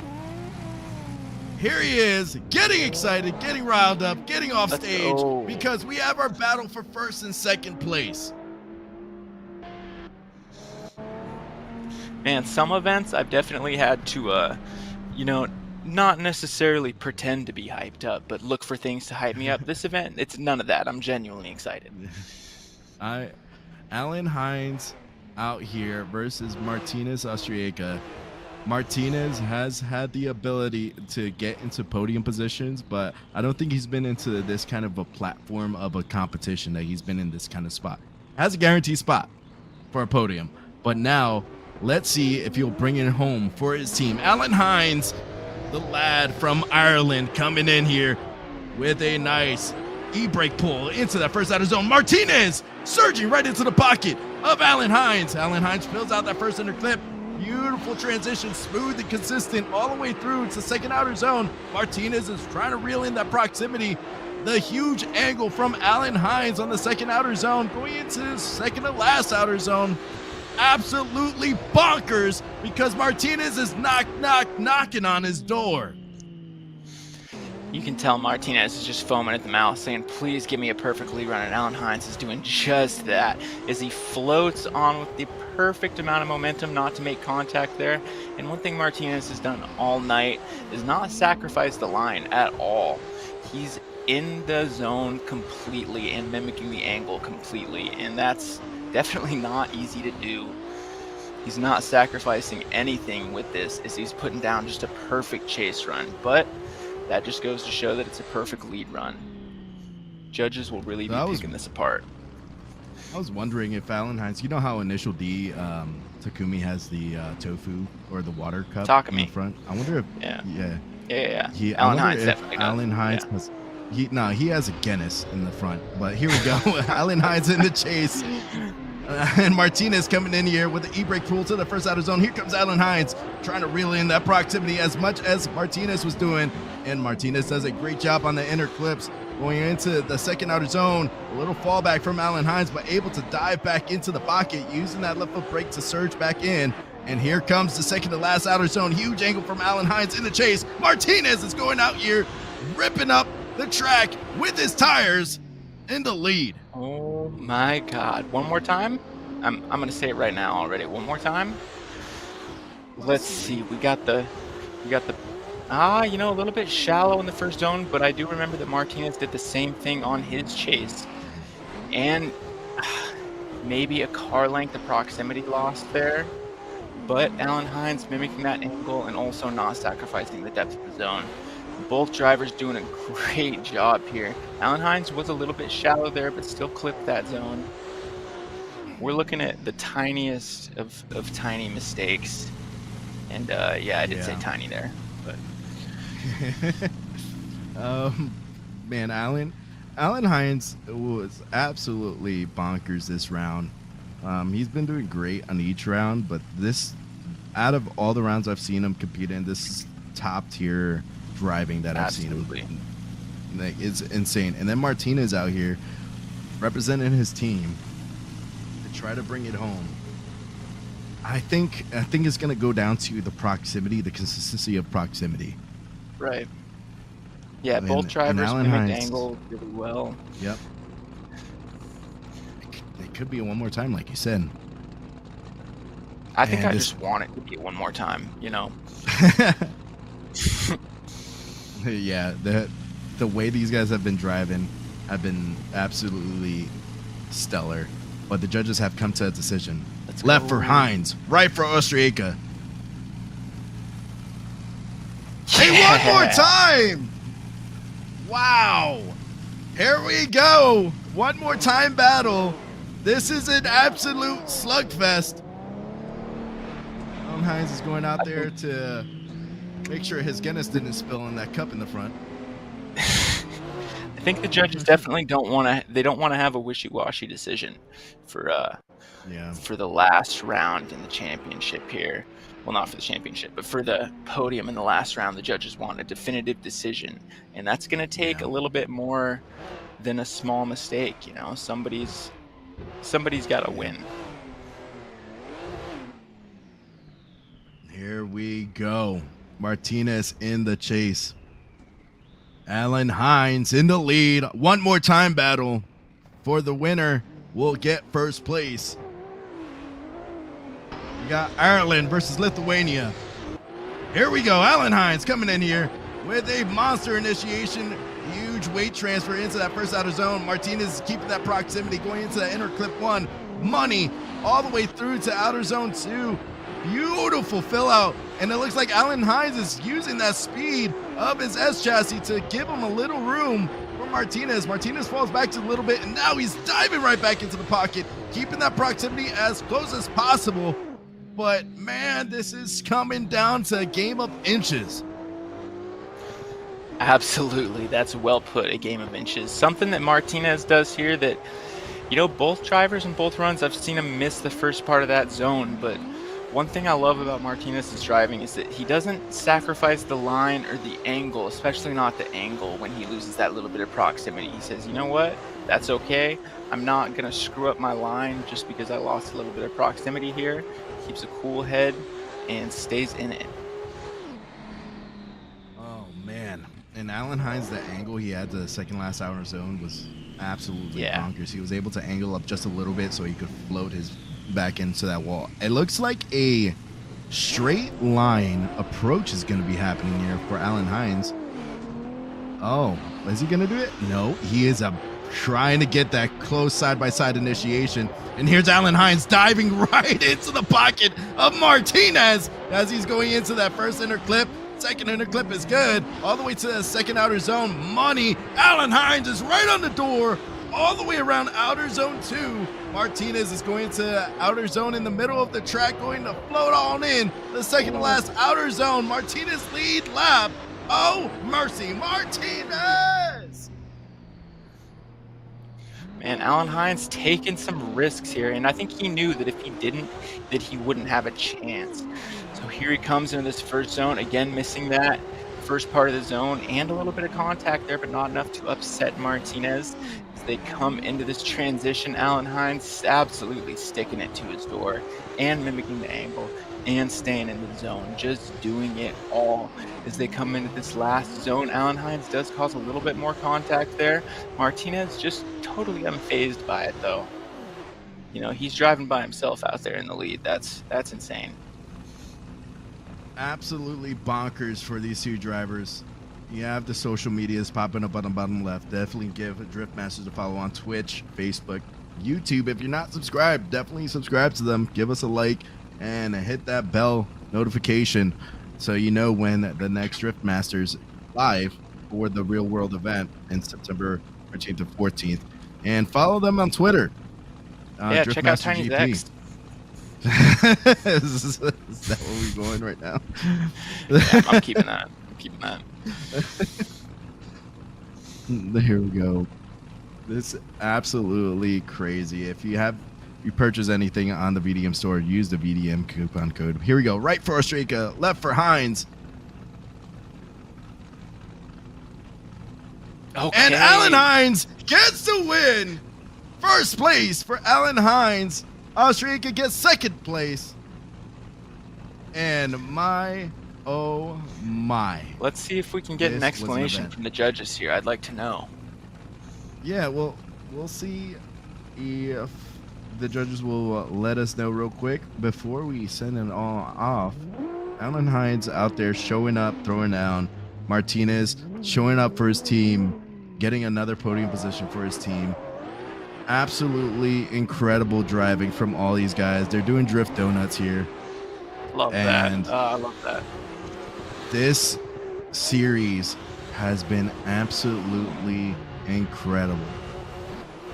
And I'm excited for next year because I think VDM is coming back for you guys, and they'll definitely follow on the social medias.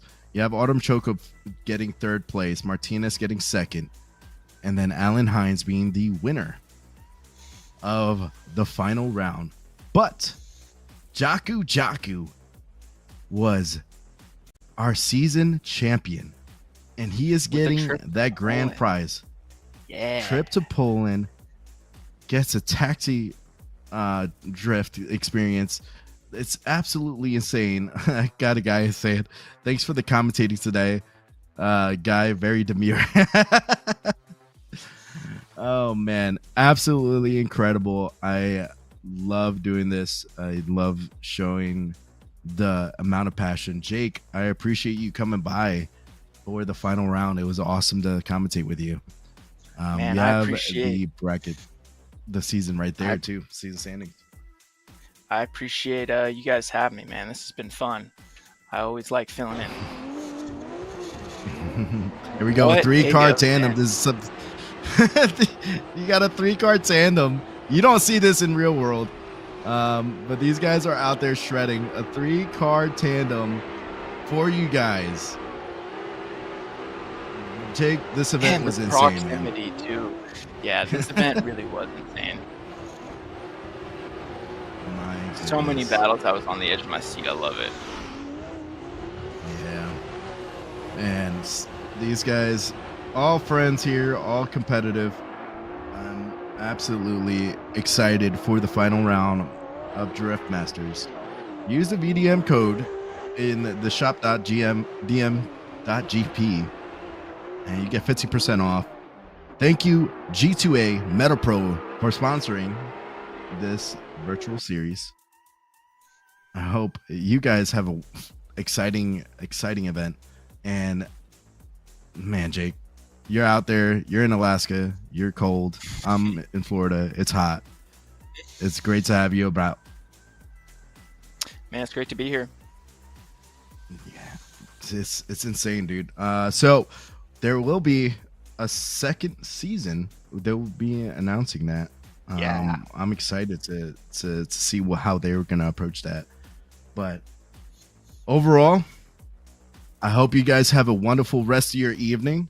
Thank you guys for being a great, having a great turnout here.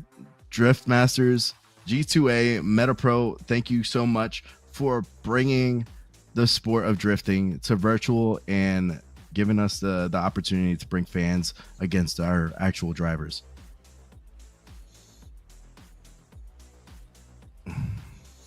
Congratulations to Alan Hines for the win and Jaku for the championship. Mm-hmm. And yeah. Jake, it's been an absolute pleasure. The guys in the broadcast station, the DCGP guys bringing this all together. Absolutely awesome. Thanks for everybody, especially the chat, for helping out with pronunciation. You guys are goated. Yeah. That was fun. I love interacting with chat. So I hope you guys have a wonderful rest of your evening. We'll catch you in the next season of Virtual Drift Masters.